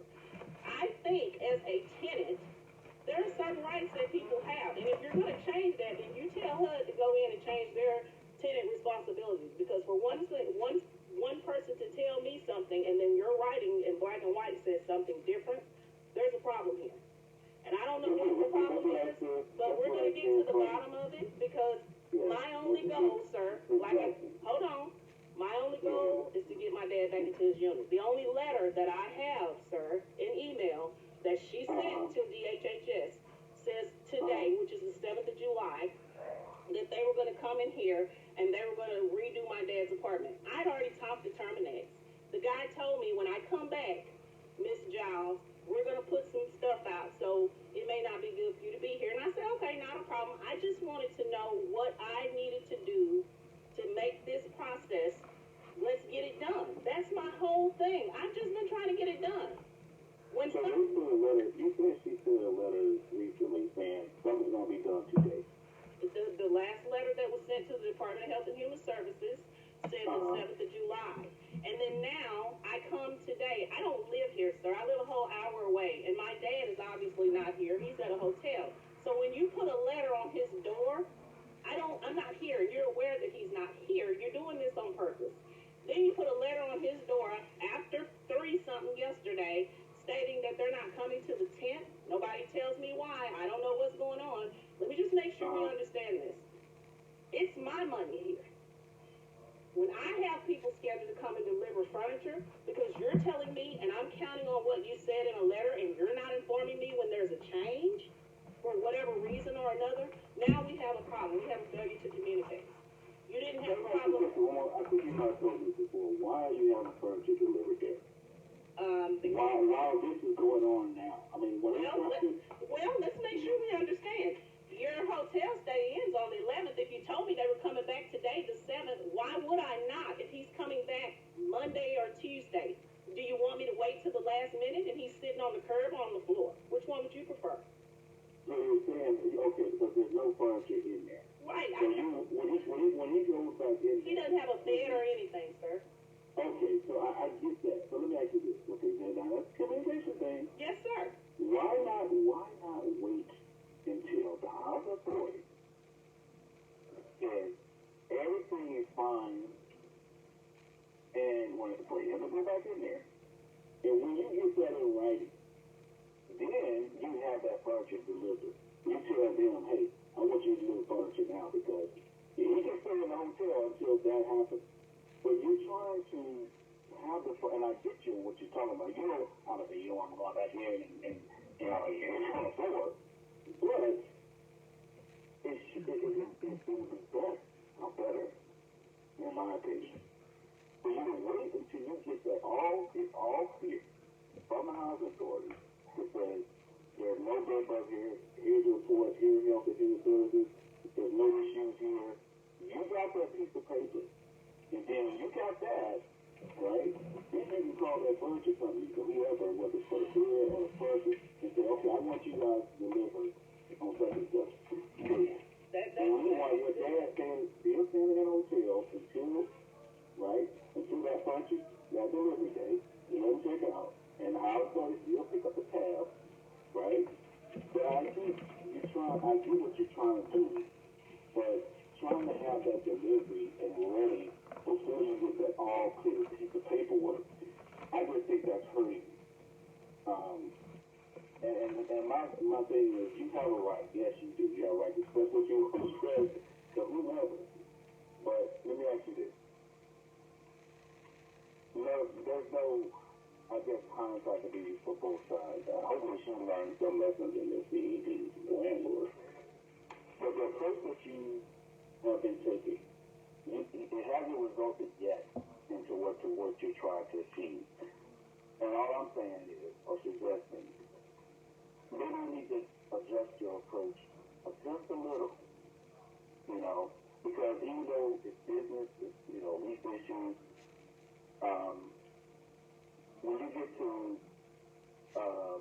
disputes like this, you know, and people express themselves, you know, okay, I'm sure you're trying to keep professional, but, you know, tone of delivery and things like that, people can receive things, and you may not think they're receiving it in a way that's threatening or whatever, but on their end, they may be receiving it that way, you know?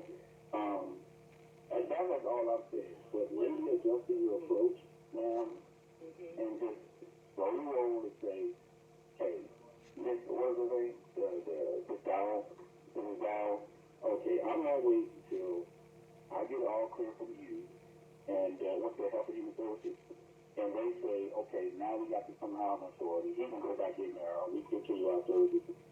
How about waiting? Can you still continue to pay for his hotel stay, you know, in the interim? You should stay in that hotel until you get a paperwork that says, from the Housing Authority, everything is ready for him to go back in there. That's just the best thing to do, I think, in this situation like you described, because when you have that, there's no ifs, ands, or buts. You got okay from the Housing Authority, you got okay from the Health and Human Services, okay? If they say, okay, everything is cool, we can go back in there, then you can call that furniture company up and say, you know what, I said I wanted to have it delivered this week, but I tell you what, I want to wait, let's wait till next week, you know, or such and such thing. You follow what I'm saying? I understand what you're saying, and I'm not sure that you're, maybe we have a disconnect here. I didn't go in and I haven't talked crazy to anyone, and that's when I sent, what I sent you was letting and informing you guys that, this young lady, this situation here, I'm not the one that's taking it out of hand. But I do understand what you're saying. I don't have a problem with that. However, I'm going to guarantee you, I would have to call you in order for you to tell her to extend this if he doesn't have any furniture. But what I'm going to do is I'm going to step back. You're right. I'm going to let it ride. But I'm going to tell you right now, this is going to be a bigger problem. I'm trying to get out in front of this, and I've actually, and I don't know if you're aware of it, I've been kind of spoon-feeding her, trying to come, and I called you for you to tell her little things to do. I'm really trying to help her. I know it sounds like you may think I'm not, But when I call you and I'm talking to you, I'm actually giving her advice on what she needs to do to keep herself out of trouble. Because right now, you're heading down a road that you're about to get in trouble for. And either people can listen, or I can just go on and write my senator and congressman, because I am aware. I know what to do when people don't want to listen. I know how to get people to listen. Now, if you're sitting here and you're telling Terminex and all these other companies, don't talk to me, and this is not what I think, sir, I can prove it. You can't do that. There are certain things you cannot do. It's just, you don't do it. And especially when I can go and I can show you in black and white where there have been discrepancies and discrimination and harassment and retaliation, and I'm reaching out and I'm trying to tell the agencies that are in charge and that are supposed to take care of these issues. And the only thing that I keep getting back is, you need to curb your attitude. You need to do this. You need to do that. Well, here's the thing. Number 308, where Calvin Jackson Sr. pays rent at and has paid it since before she became the ED here, he was here. I'm coming to you and I'm telling you this. This is a problem. And I'm going to let you know this too. He's not the only one. The rest of the people won't say anything because they've been threatened to be evicted. They're scared. They don't have children who, I don't have anything to lose. Okay, so I see here also you say the state of Texas is not against the law to record conversations. No, because, and I said that to you because I want you to understand, this young lady called the police on me. I don't know if you heard that in the beginning when I came in to bring her a note and tell her, hey, you can't spray this stuff in my dad's unit. I was trying to do all of this out in the front. So she called the police on me, and she told the police that I came in her office yelling and screaming. What I sent you about the recording, I want to make sure we understand everything is recorded for quality assurance. And in the state of Texas, I'm the party that's on the line, and that's why I was letting you know. I can prove for a fact that your ED, not your ED, this ED, contacted the police and filed a false incident report on me. And I will take care of that. Since, I mean, it's just like, we could have squashed this and let's get it handled. This is what I'm trying to explain to you, okay? And you might not get everybody, I know for myself, you know, people, you may not, right or wrong or whatever, as far as receiving your communication, you may not, like the way she's receiving it, you may not get it, okay, she's receiving it this way. But for her to do something like that, you know, obviously that's a serious thing, and you should take it seriously, but what all I'm suggesting is this. Going back to what I said to you and to her, if we are delaying these issues, is that the least feeling stays in there, not verbatim. How these type of issues, when I say maintenance issues, health and safety issues, should be addressed. Who's responsible for doing what? Okay? And all I'm saying to you is, whatever the PHA's responsibility is to mitigate these circumstances, let the PHA, her do her job. Okay? Let her do her job.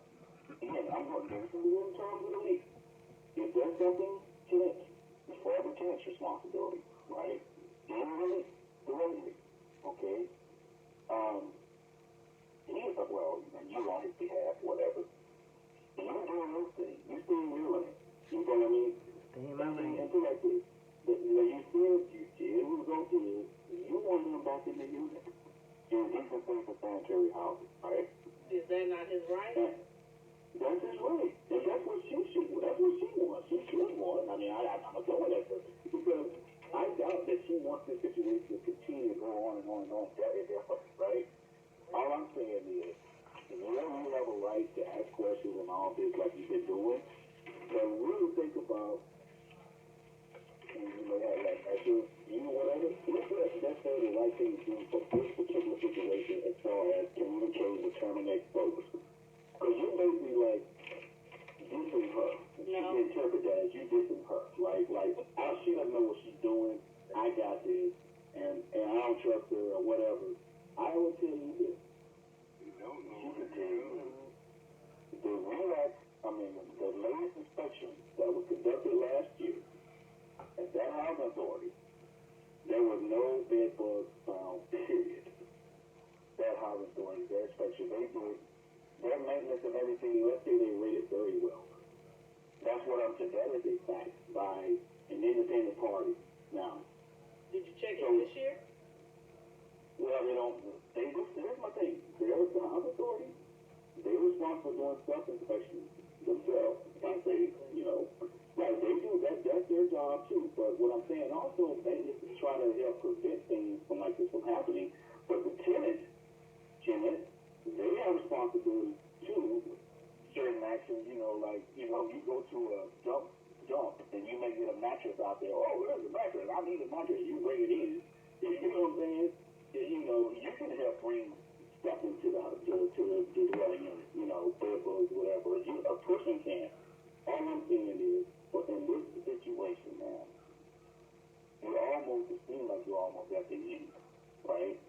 And I would, in my view, what you described, trying to bring that furniture and have it ready for your dad to have it when he come back in, you're putting the cart before the horse.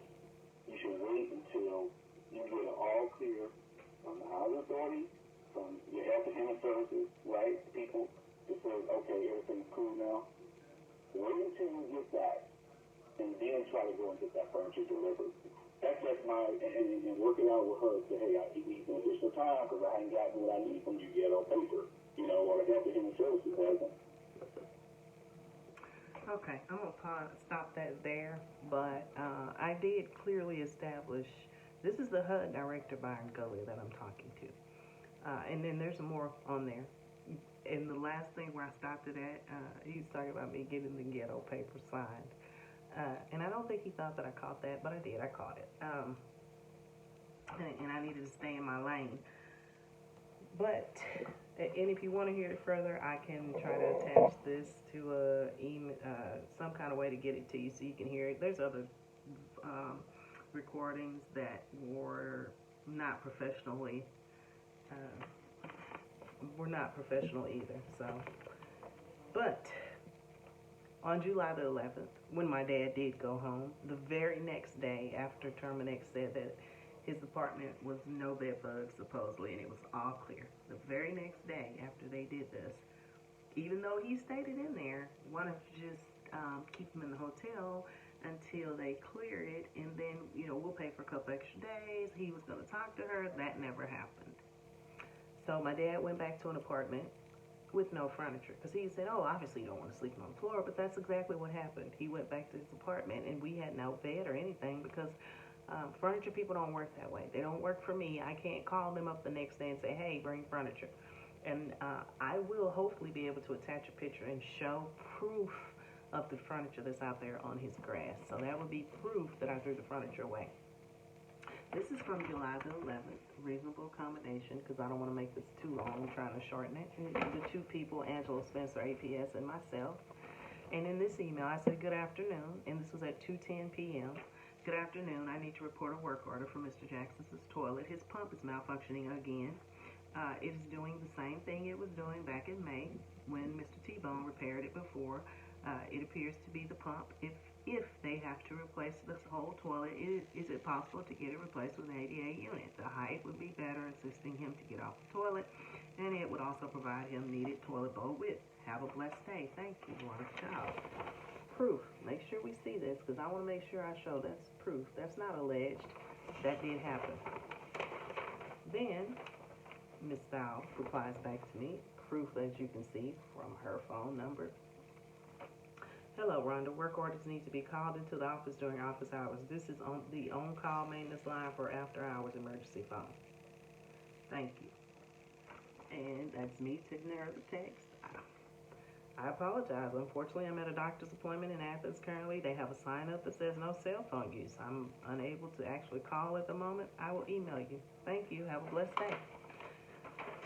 She's been clearly emailing me from that same phone number the whole time during all times of hours. Now all of a sudden, discrimination, clearly. I can't email you a work order about a toilet. This man just got back home. He hadn't been there in May, June, end of May, June, and July, at least 2 months, I'm sure. And the toilet is broken. So I send this email on July the 11th. Clearly we see the date. You can see who it's addressed to. And once again, I said the same exact thing, but it's an email this time, and put it in there, May 10th and all that. Well, attached to the bottom of this email, you'll see a video. And that video is there because back on May the 10th, as I established earlier when I sent an email to her, asking her about that situation, May the 10th, you see there's a video attached. And on there I said, how are you doing? Hope all is well. I'm emailing because my dad's toilet is not working. I'm attaching a video to explain the issue. Please let me know if you have any further questions. This is her reply back. I'll have Renee make a work order for maintenance to come fix it. Okay, it wasn't fixed, because if it was fixed from May 10th and May 11th, I would have had to send her this again in July. So, if you don't want to call that a reasonable accommodation, whatever, but it's clearly that the stuff was not fixed from then. But that's another thing, and at least that proves more harassment, retaliation,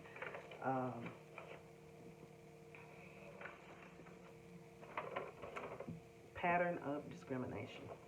On May the 17th, 2023, as you can see here, Diamond J Pest Control was there treating. Now, I don't know what they do when they come out of spray. I'm not sure about that. But right before, they were there treating the unit. And my dad ended up with bedbugs on, what was that, May the 25th, 26th? May the 25th. So I clearly don't have a clue as far as that goes. But I do want to make sure that we understand what a reasonable accommodation is, the terms and conditions. It's illegal to set different terms and conditions. This is from the Texas Workforce Commission.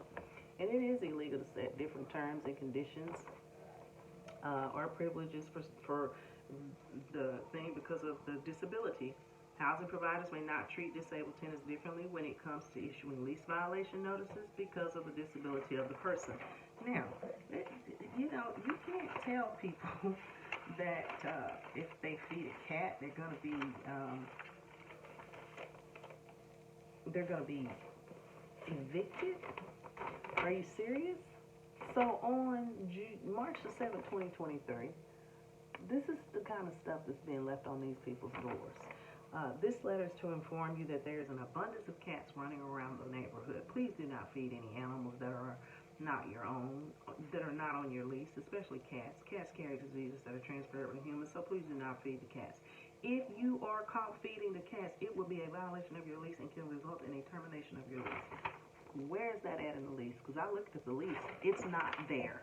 It's not there. You can't tell people something that's not in their lease. Clearly, once again, this is a pattern of discrimination. And I don't know how much better to try to voice that opinion than pattern of discrimination. And then there was something the investigator said in her email about June the 5th. Ms. Dow contacting me about an extermination. Okay, let's look at this. All right. On June the 5th, she said, "Morning, Rhonda," which is my nickname, Rhonda. "Williams Pest Control will be out tomorrow, June the 6th, between the hours of 2 to 4 p.m. to set up the superheat machines for the bedbug treatment. Larry with Williams Pest Control said he already gave you a prep sheet for the treatment. I'll go ahead and extend the service at the hotel for an additional day." That didn't happen. Larry gave me nothing. And I asked Larry, but let me express that. I said, "Good morning, Miss Arquita. I was there this morning," and this is in text. It's not alleged. It's a text message. You'll be able to verify it. "I was there this morning when Williams Pest Service came out. I was able to speak to him. He stated he offered a 60-day warranty. Terminex offers a 6-month warranty and guarantee. I would like to have my dad's unit treated by Terminex. I will pay the dollar difference for both units. He did not give me a prep sheet. He gave me a business card, not a prep sheet. Terminex will come back out every 2 weeks to check without being called, which would make sense, especially since my dad's services have been suspended until the bed bugs are gone. They come back and check. Are you treating both units? I'm requesting Terminex due to the warranty and the fact that they will be able to accomplish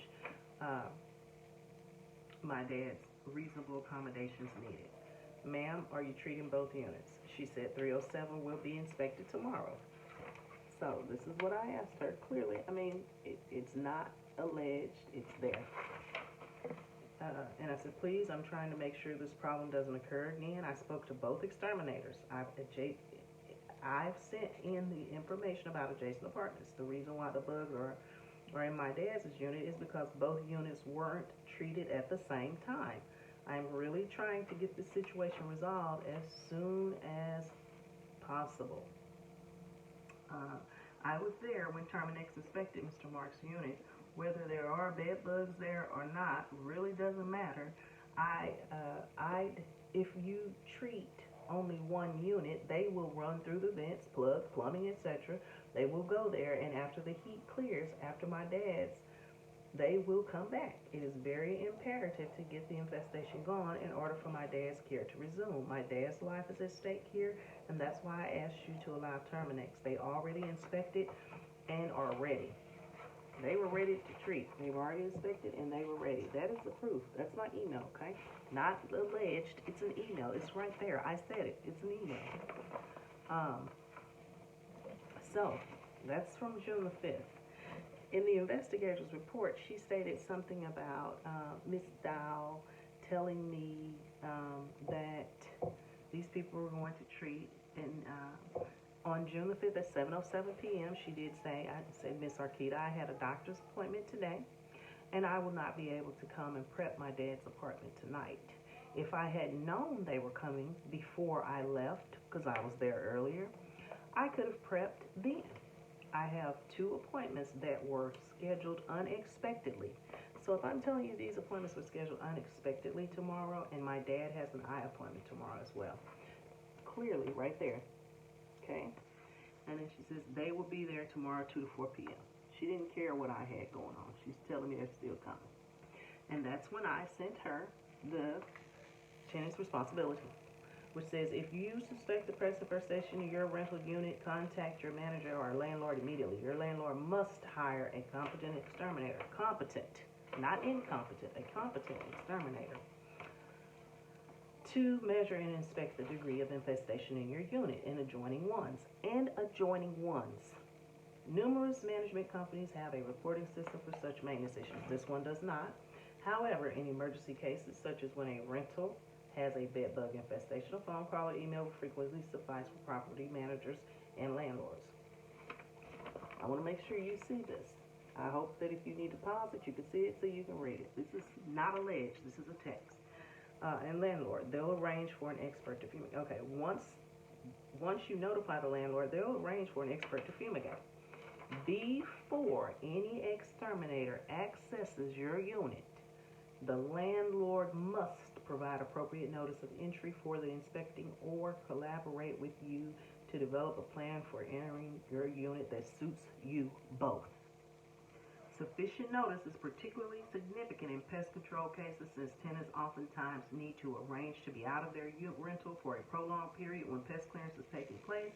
It might also be necessary to prepare the rental, for instance, in the case of bed bug or cockroaches fumigation, when renters have to bag up their food and other items to prevent contamination from the associated chemicals. Now, this text is what I sent Ms. Dow. This was all sent on June the 5th. And I clearly told her, Miss Arquita, you may want, and all of this is stuff that I sent her. And I just told her, you may not want to push this issue, especially since you didn't give me any notice before and damaged my dad's medical equipment. If they go in his unit where he pays rent and it's paid up, and I've informed you I can't get there to prep tonight due to a medical issue, listen to what it said, a medical issue, and anything gets damaged, I will file charges on you for damages. I asked that man while I was there if he was coming today or tomorrow. He said his schedule was full and there was no way. Would you like me to send you what he said? I'm tired of your games. You need to coordinate with me, not tell me what's happening. I sent you an email asking. You ignored it. You don't tell me by text after I leave the property. You need to notify me in advance, especially if I have to prep anything. Not leave a note on a door. Not leave a note on a door that you know my dad isn't at. Good day. And I also requested a copy of my dad's lease. So, this is what I sent her in text. It's there. Not alleged, it's there. I'm showing you. This is the text messages that I sent Ms. Dow from June the 5th. Okay? So, it wasn't that I had 2 appointments the next day, and that's why I could not prep. Let's make sure we understand that. And then I also sent this email here to HUD. Sent it to HUD. And it clearly stated, Dear Housing Urban Development, I'm writing you to bring to your attention some serious issues that I have been facing as a tenant in one of your housing units. I believe that I'm being a victim of discrimination under the Fair Housing Act, and I have also experienced elder abuse. Firstly, I've been denied reasonable accommodation despite my repeated requests. As a person with a disability, I require certain accommodations to be able to live comfortably in my unit. However, my requests have been ignored, and I've been left to struggle on my own. The Department of Aging and Disability has suspended my services due to bed bug infestation caused by my landlord's failure to properly treat. Secondly, I believe that I have been discriminated against based on my age. I'm an elderly person, and I have been subjected to neglect and abuse of the management of the housing unit. I've been treated unfairly and have not received the care and attention that I deserve. Thirdly, I've been dealing with a bed bug infestation in my unit for a long time. Despite my complaints, the management has been negligent in treating the problem. This has caused me a lot of stress and anxiety, and I have suffered physically and mentally as a result. Lastly, I believe that the management of the housing unit is medically liable for my condition. The bed bug infestation has caused me to suffer from various health problems, and I have had to seek medical attention multiple times. I urge you to take immediate action to address these issues and ensure that I am treated fairly and with respect. I also request that you investigate the management of the housing unit and hold them accountable for their actions. Thank you for this matter. This was sent, an email, not an allegation, not an alleged. It was an email that was sent to HUD. Now, ma'am, unless I'm going to be held accountable for getting sick, which would be a bad thing to do, but these glasses that I wear, they're not just for show. I wear them because I have a brain tumor. So, on that day, on June the 5th, when I told Ms. Dow I had 2 unexpected appointments, I was not lying. This is my doctor's note from my neurologist explaining, dated June the 6th. See that? Not an alleged. This is evidence. I was sick. My blood pressure was through the roof. And I don't mind, I'll read it. This is to certify the above patient is my patient as her neurologist due to her medical condition. Patient is not physically able to move or lift weight greater than 8 pounds. She cannot be exposed to high temperatures, chemicals, since this exposure will trigger severe migraines. I have a tumor. Certain things is going to affect me, and dealing with this whole process, it has caused a lot of heartache and pain and just stress that I should not have to be dealing with. So let's make sure we understand that. That comment in this investigation about me just not showing up because I had 2 appointments the next day, that's not true. Ma'am, I was sick. And unless somebody's going to discriminate against me from being sick, that needs to be fixed. Also, according to entry into the dwelling unit during Tennessee 24 CFR 966.4, you have to give at least 2 days notice. At least 2 days notice, which Mr. Jackson has not been afforded that on several occasions. You have to give at least 2 days notice before entering into his unit. Now, this has been a very disparate impact. And when I say disparate, enacting or implementing land use rules, ordinances, policies, procedures that restrict or deny housing opportunities to others, make unavailable or deny dwelling. Now, the disparate treatment that I'm talking about, and this is from TWC, so they're aware of this. Not allowing him to have the city of Malakoff pick up his curbside pickup like every other tenant over there, I'm pretty sure got to enjoy that. They didn't have to pay for it. Disparate treatment. Not allowing me to pay for the exterminator. That Friday, when Terminex was there, had she given me the okay, my dad's apartment could have gotten treated then on the 2nd of June, which she clearly stated in her investigation that they were there. Now, the one question I'm going to say is, why? Why did Terminex? Why was Terminex not allowed to treat? Why did it take till the 10th of June? Because by waiting till the 10th of June, prolonging this that long, caused my dad to be out of his unit for 30 days. So let's make sure that we understand what I'm saying. The prolonging of it is what caused that problem. The not treating correctly the adjacent walls, when Terminex clearly stated that in their information, in their report, and the reason why I got their reports is because I had to file my own inspection. Oh, this is another thing too. Yeah. I want to make sure we understand that, because this is a HUD one here, and I want to make sure I read this to you. In addition, the Fair Housing Act prohibits a housing provider from refusing to permit, at the expense of the person with a disability, reasonable modification of existing premises occupied or to be occupied by such person, if such modification may be necessary to afford such person full enjoyment of the premises. That right there, you clearly heard me asking her, could I pay for it in voicemail? I mean, in the recording. So I asked her. I sent her emails. I sent text messages, and I asked. It's clear that I asked that, and she violated it. She would not let me do it. There's so many rules here that I could just. I'm trying to get to the bottom of this pretty quickly. So. There was something in there mentioned about June the 12th and some date that was changed. Ma'am, I had nothing to do with that part. Let me make sure we understand that. On June 12th at 4:43 p.m., and it's not alleged. I have text messages here clearly showing. I hope you can see this. I got the light off due to the fact that lights cause my migraines and mess with my stuff, so that's why the lights are off. Good afternoon. This is June 12th at 4:43 p.m. Good afternoon, Miss Arquita. I'm trying to get an update on my dad's apartment. Was Terminex able to exterminate? Is there any paperwork that you can provide so I can send to Ms. Stamps? Is there any update on when they come back to inspect again? On June the 13th at 9:10 a.m., good morning. Terminex treated the unit on Saturday, and I already sent the paperwork to Ms. Stamps on Friday. Please see this email sent from Ms. Giles' number here. Now, I want to make sure that you remember what she said here, okay? Good. So, I said good morning. Terminex treated the unit on Saturday. She said she already sent it on Friday. And I'm going to show you again the text messages. So, this is on June the 13th at 9:10 a.m. I said, good morning. How did you send the paperwork on Friday when Terminex treated on Saturday? How do you send the paperwork a day before if they treated the following day? Can you please send me a copy for my records? I will call or go by Ms. Stamps' office to confirm she got the paperwork from the Terminex treatment. The initial visit was with Diamond J Pest Control on May 26th, and Terminex was just a reassessment treatment. No, Terminex was the ones that actually treated, because Diamond J didn't kill anything, so I don't know how that was come up.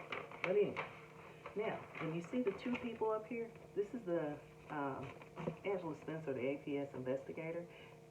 All along, I've been telling people she wouldn't give me any information. She was interfering with me getting my dad's unit treated, which is interference. And this is proof. This is Miss Spencer.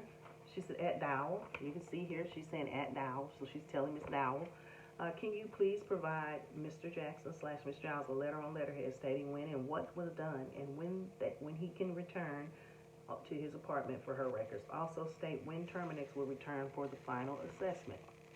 So this is someone begging you to tell me this. And then this is at Miss Giles, as you can see this one here.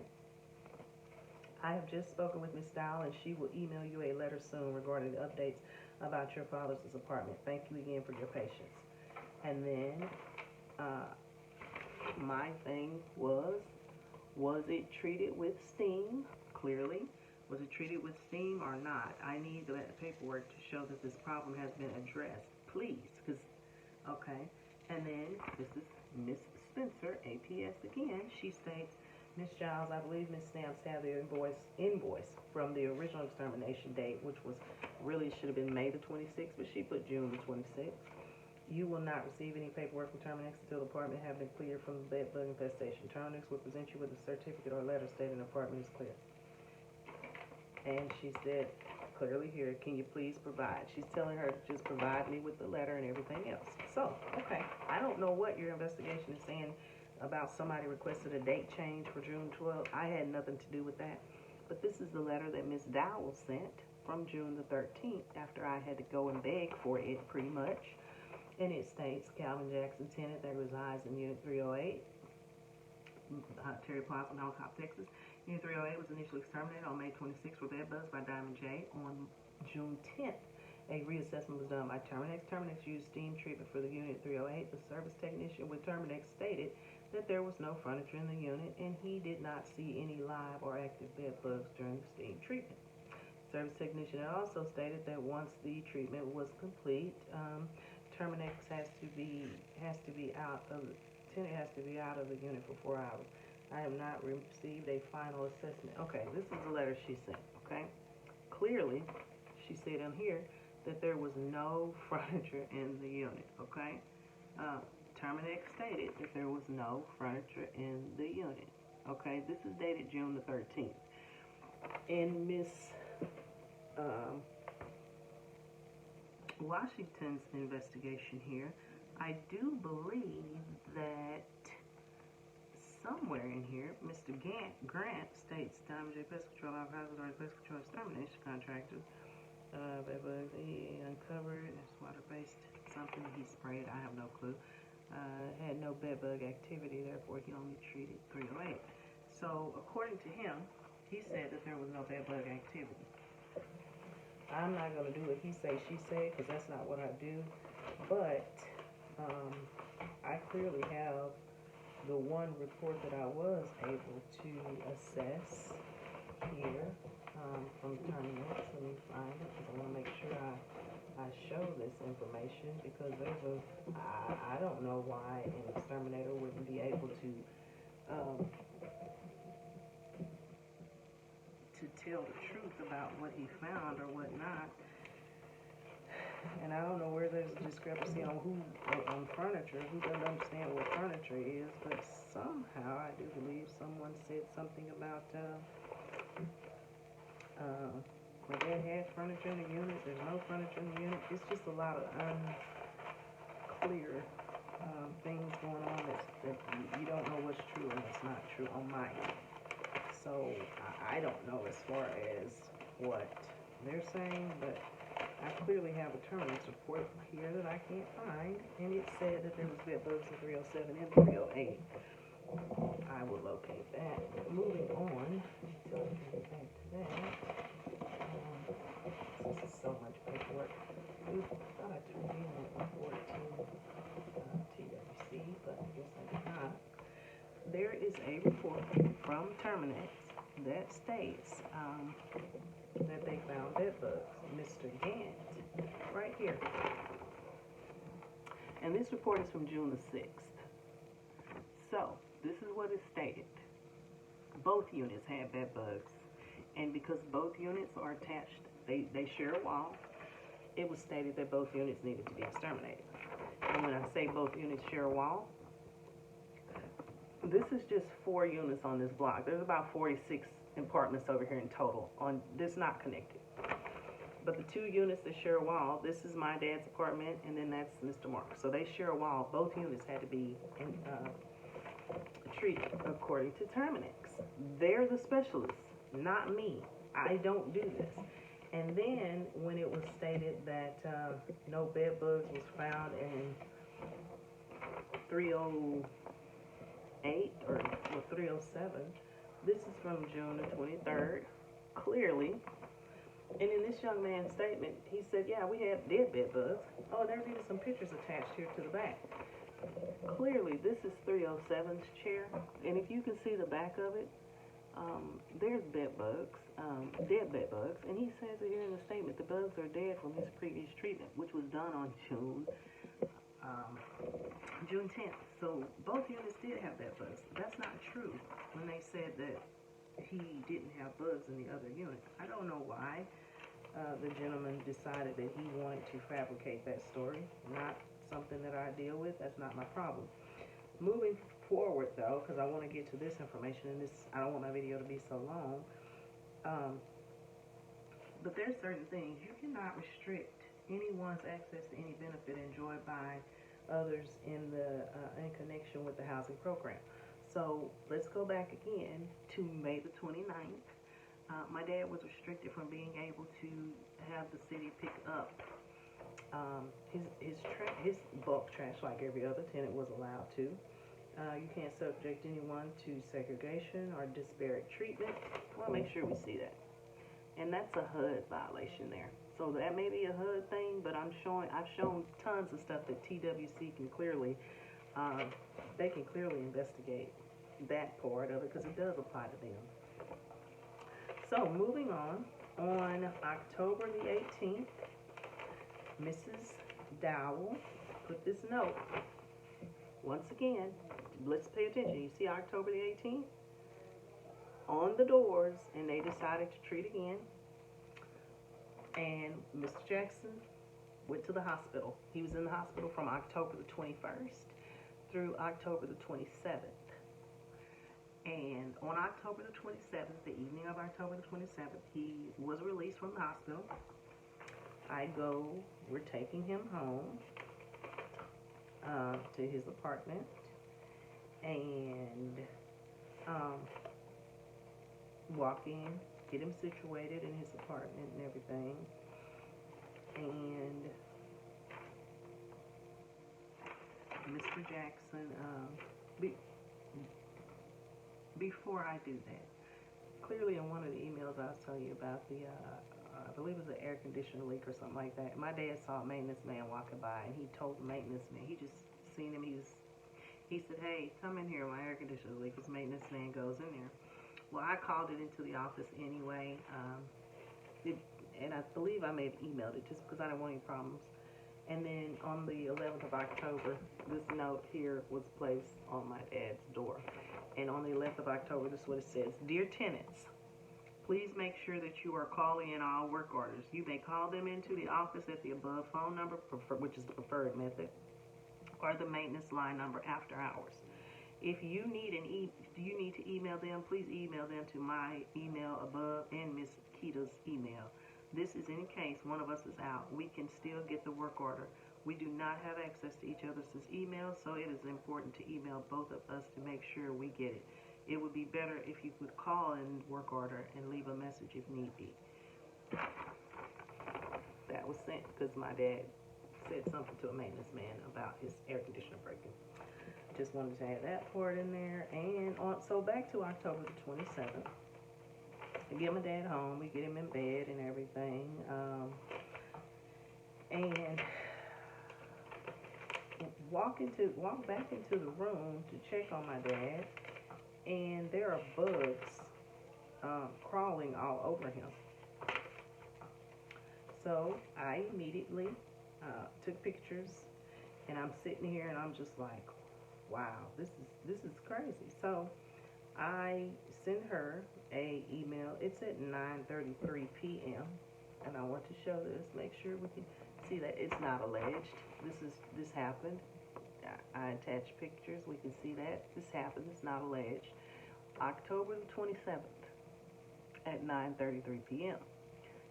I sent this to her. I also blind CC'd the investigators at TWC. And this is what the email said. It says, "Mr. Jackson just returned home today after being in the hospital for a full week.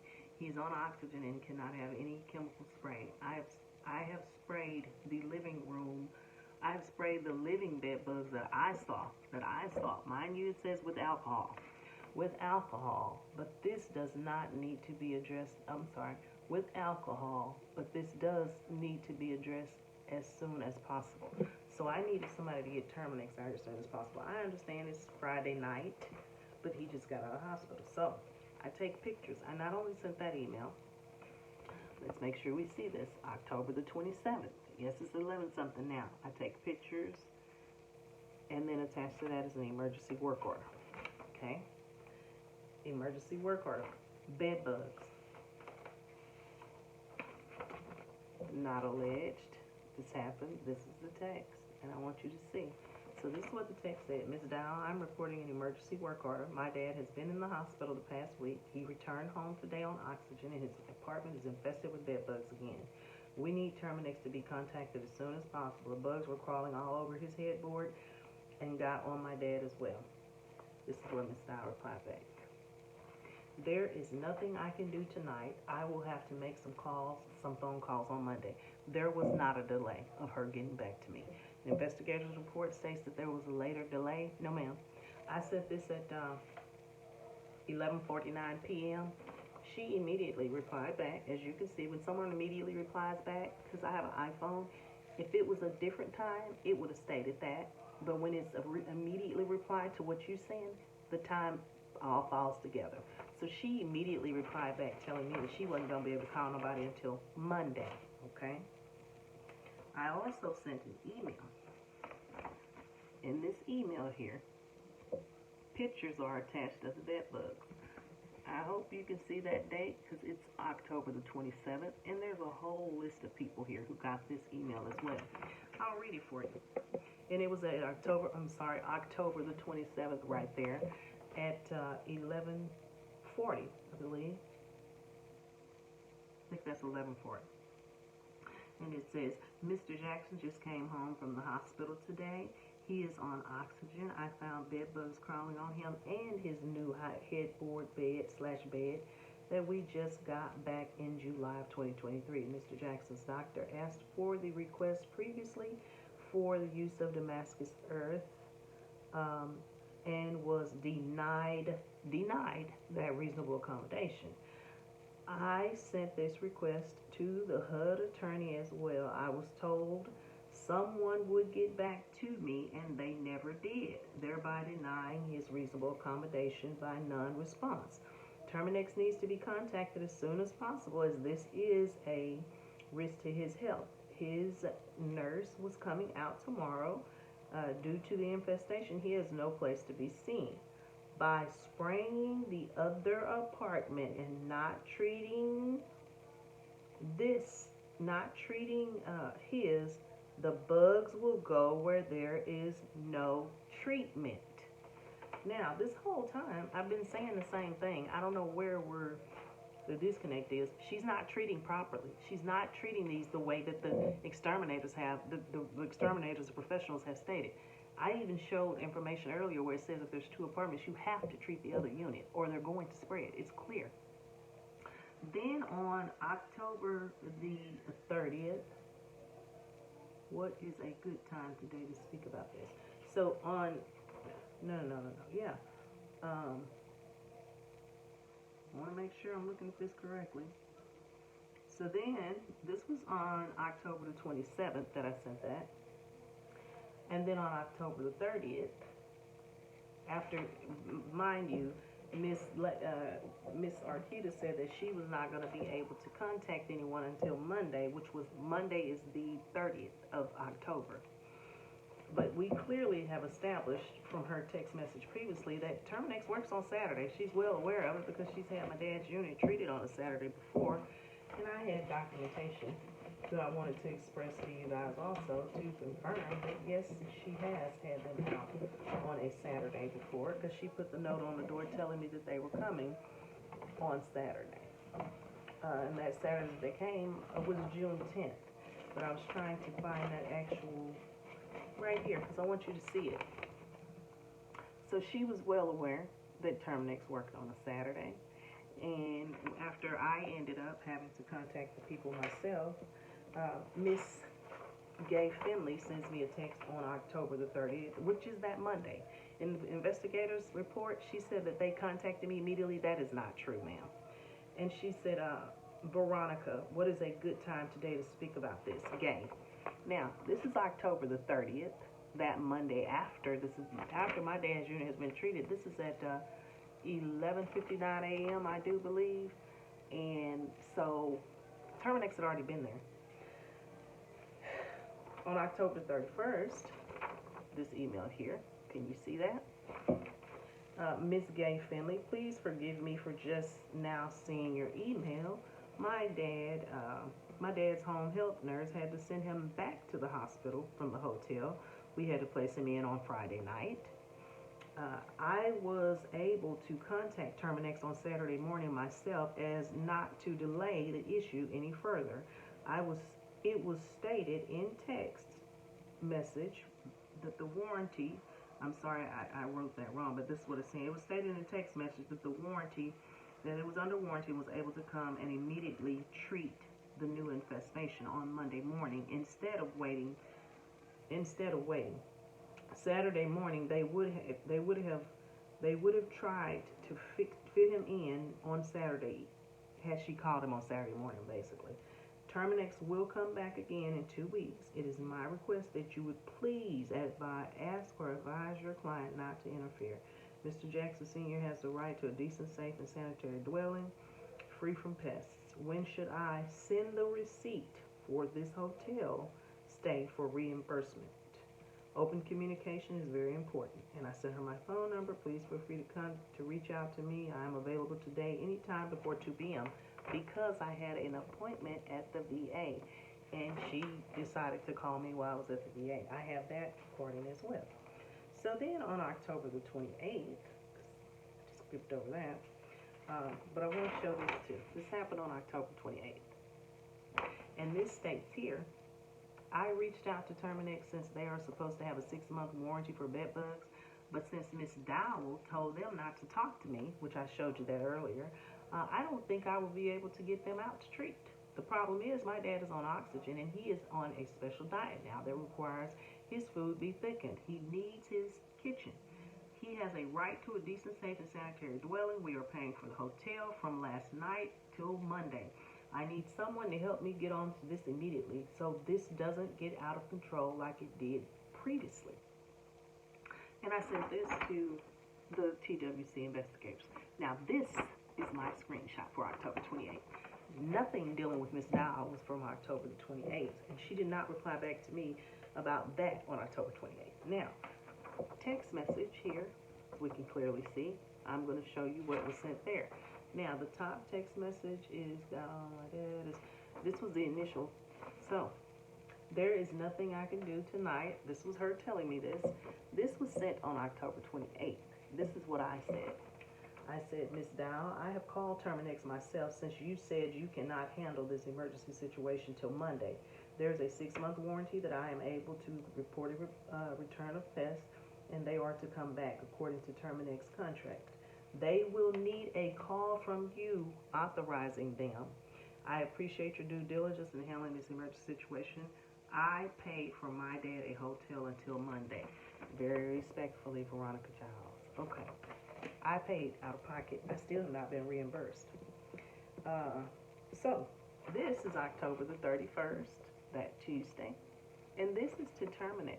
This is to the Terminex supervisor that apparently nobody can talk to, Matthew Schaefer. Apparently the investigator can't get a hold of him, and there's another situation I got to address about this attorney.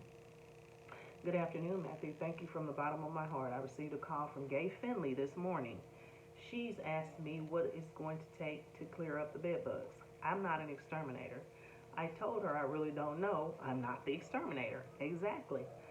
She told me she didn't understand why my dad is having these issues and no other tenants over there are having any bed bugs. And I'm just going to be blatant, she's lying to her own people. I just wanted to give you a heads up. I'm not asking for a Damascus Earth anymore. I'm going to request that Terminex gets to come out and treat his unit for all pest control. And he just said, you're welcome, because they had to pretty much help me get my dad treated on that Monday. And he said, yeah, definitely not the only one. We clearly see this. Now, if this is from Terminex saying definitely not the only one, and this is this text that I sent, they're not the only apartment over there that's been infested, and they're not all connected to my dad either. They're in different units. So I wanted to address that. Then on October the 13th, Mr. Mark in 307 provided me an email. He asked them don't spray his unit with chemicals anymore because it affects his breathing. So clearly another denial of a reasonable accommodation request. That clearly tells you back in August, I asked for Damascus earth. And here's the thing, the Damascus earth would not have cost them anything. It was something that was going to be price conducive. You can't, now, once you have a bed bug infestation, I don't say you use Damascus earth, then you're going to have to use something to kill it. But we didn't have bed bugs at the time when I was trying to tell them. We were trying to do that for the maintenance, the routine maintenance. Never got approved. From August the 30th, we're at January of 2024, January 1st, 2024 today.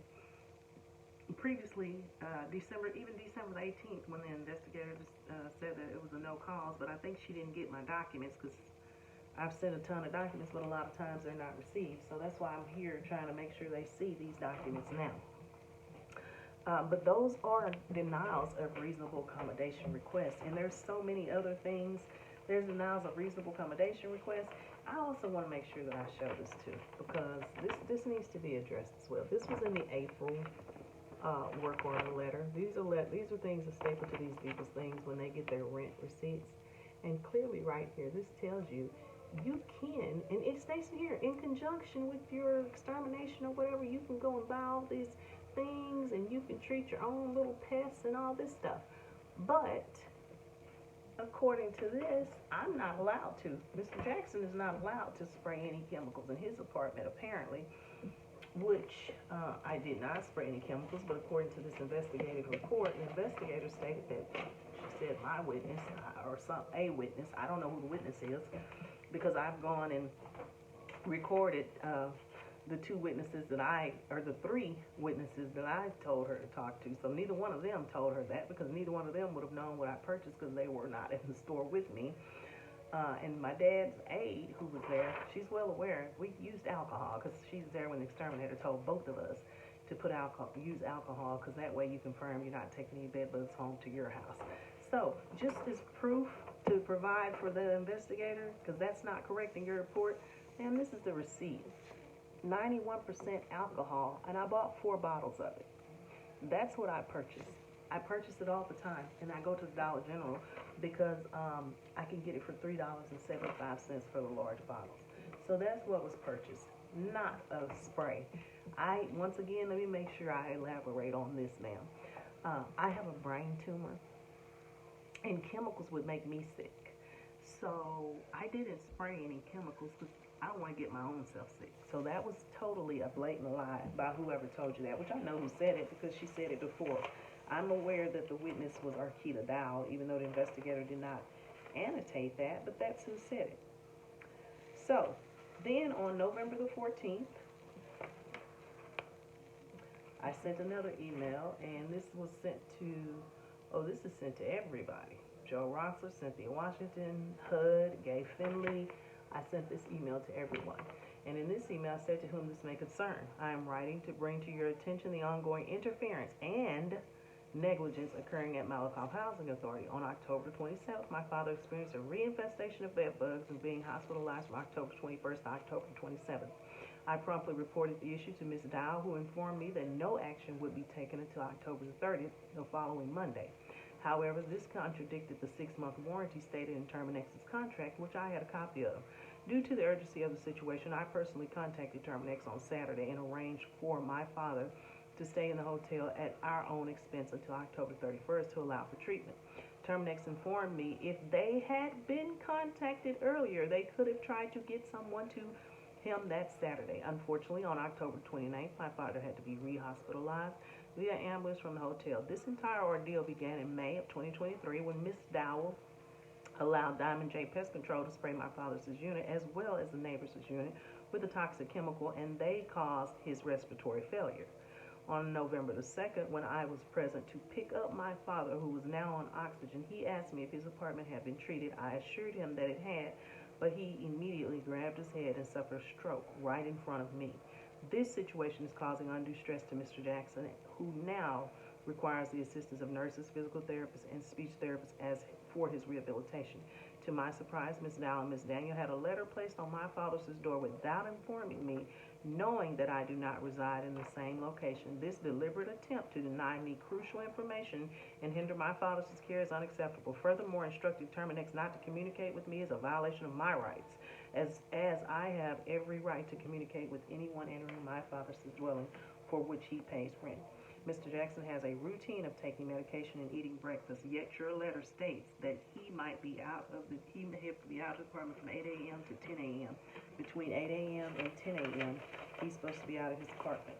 So, let me find said letter. Now, this is the thing, the difference. So this letter was placed on my dad's door on November says here they got it November 9th. That was not the case. They placed it on the day before. They fabricate that. And this is something new, but this was never put on before, but it was put on here this time, which should have been put on all the other letters as well. But this is saying they're coming on November the 15th. So, let me finish elaborating on what I was stating. Mr. Jackson has a routine of eating his breakfast. If Ms. Daniel can call his neighbor to ensure he received his letter, why did she not do the same for my father and confirm his availability during that time? If this action is taken for one tenant, it should be applied consistently to all tenants. I want to emphasize that it is against the law to restrict communication between an outside agency involved in my father's care. I will be providing a copy of this email to my senator, congressman, and local news outlets. Ms. Dow must immediately cease and desist from interfering with Mr. Jackson's care. I've been asking for help in this matter and they are still being allowed to violate Mr. Jackson's rights. I expect a prompt response and resolution to this matter. Apparently, someone thinks Terminex told me Malakoff Housing Authority has had multiple other bedbug infestations. Terminex didn't tell me, but I hope they won't lie when asked, because I have videos that shows at least 10 other units in different locations not connected to Mr. Jackson's being exterminated by Terminex for bedbugs. Would you like me to send the videos? Thursday, November the 9th, this was placed on Mr. Jackson's door on yesterday, November the 13th. Sincerely. And attached to that is an image. So, this email was sent to everybody on November the 14th, 2023. Now, I had to call Terminex and tell them my dad had nurses and physical therapists scheduled to come to his house on November the 15th. So, they were able to move it to November the 16th, in which I was able to, I took my dad to his doctor's appointment on the 16th, so that worked because he had a doctor's appointment. However, let me see here. Let me find this young man with Terminex. Rep from November the 16th. So this young man from November the 16th gives me a call after I'm in town taking my dad to his appointment because, you know, obviously they tell me we need to leave the apartment. Where was the thing at? I needed to be out of the apartment on November the 15th. I believe that's what it said, because I want to make sure I'm verbally stating this correctly and I'm not just ad-libbing it, but I just showed that letter that we had to be out of the apartment on November the 15th. So we were out, and right here, states here, tenant will not be able to be in the unit during treatment for 4 hours after treatment. Clearly states that right there, right? So, and that's the date, but we had to change it because my dad had people coming and then he had a doctor's appointment the next day. So this is what the phone call I get from the young exterminator who was sent there that day. And this is what he tells me. Hopefully I can get it open, because I would pray that you can hear it. Okay, I'm over here by the office, and I don't know. Oh, I see some more on that side. You gotta pull out of the office, go back to the main, you know how you go back to the stop sign where you turn to go to the office? Yes, ma'am. Go back to the stop sign, turn left. Okay, and I'll get around to it that way. Okay, I am so sorry. No. When you get to the feed store, veer left. Don't take the right. Veer left. Turn up in there to the left, and as soon as you turn in 308, you'll start seeing 308. It'll be looking. You drive down past the mailboxes, and you'll see it there over there on the left. Okay, yes, ma'am. Perfect. Sounds great. All right. It shouldn't, like I said, it shouldn't take me too long. I'll give you a call as soon as I finish up. Is the door unlocked? Well, no, because I thought that they were going to have the maintenance man unlock the door. I can come over there and let you in. I don't mind. If you don't mind, yeah, because I asked them if the door was unlocked, and if she said what? They were saying it was between us, Terminex, and you guys. It's about the door unlocked. I mean, I can ask them. No, you know what? No, because well, I'm not even gonna worry about it. I'll come let you in, because they were the ones that put the thing on the door saying you guys were gonna come on Wednesday, and my dad had nurses and physical therapists yesterday, and they didn't coordinate it with me, so she's just upset right now and not wanting to open the door. I'll drive over there and let you in. I'm on my way. Okay, yes, ma'am. Sounds great. Thank you so much. Okay, thank you. All right, bye-bye. Bye-bye. Pattern of discrimination. When you're opening the door for everybody else, you're opening the door for every other tenant. And I wanted to make sure I elaborated also, according to the statement from the two witnesses, Mr. Mills' statement, he stated in there that he gets they put the notice on his door 2 to 3 days in advance. Mr. Jackson is not afforded that. He's basically told this is it, and it's the day before every time, which is a pattern of discrimination. So with all of this information that I have came on here, I'm sorry for the time. I tried to keep it as short as possible. But with all the information that I presented, and there's still more, I mean, there's tons more of information, but I tried to pick out some of the stuff to show you what I could to make sure that you have it. But with what I've presented to you so far, there has been, it displays a pattern of discrimination as well as several reasonable accommodations that have been denied and are still currently being denied. Because my dad does not have a toilet in his bathroom. I took a video of him trying to get on and off the toilet. When you have grab bars that are up here, I don't know if you've ever rode a motorcycle, but that's like somebody riding a motorcycle with ape hangers. You don't have ape hangers if you can't pull yourself up. I mean, he's old. He's 84. He can't get up clearly with those handlebars up here. I mean, with the grab bars up here. They need to be down, so usually you can push yourself up. So they need to be down lower so you can push, not pull. Usually old people aren't good with pulling. So, and if I can figure it out, I'm gonna put the video in the comment, or I'll attach it somewhere so you can see it. Also, I interviewed Mr. Mill, because I wanted to make sure that what was stated in this investigation, it's not correct. When asking someone a certain question, you have to make sure that you're asking them the questions that needed to be asked. And there was a lot. Anyway, the interview will be attached. I hope and I pray that you guys actually look at this. I'm going to try to see if I can attach it and email it, some of this as well, but not all of this can be attached and emailed. And I look forward to someone getting back with me, because this is a cause. This case is a cause case. It's not a no cause. It is a cause.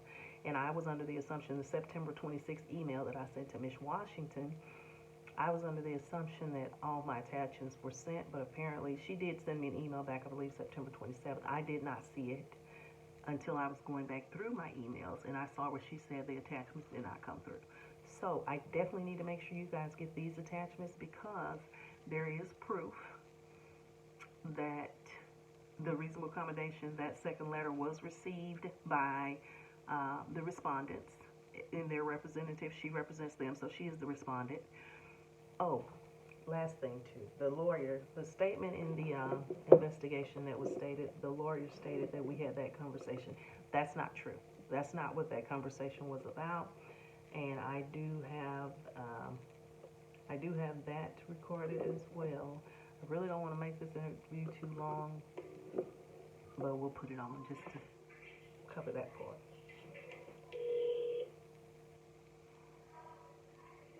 I was at the VA. Please excuse me. Yes, someone just called me. Was it Miss Bentley? Oh, okay. May I tell her who's calling? This is Veronica Giles. Okay.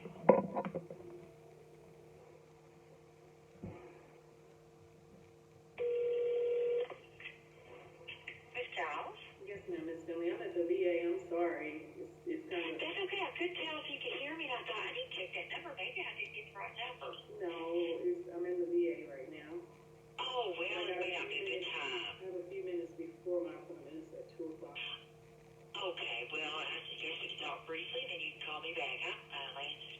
I've been communicating with you by email, and I thought it's a lot to talk about. Let's try to do it by phone if you had a minute.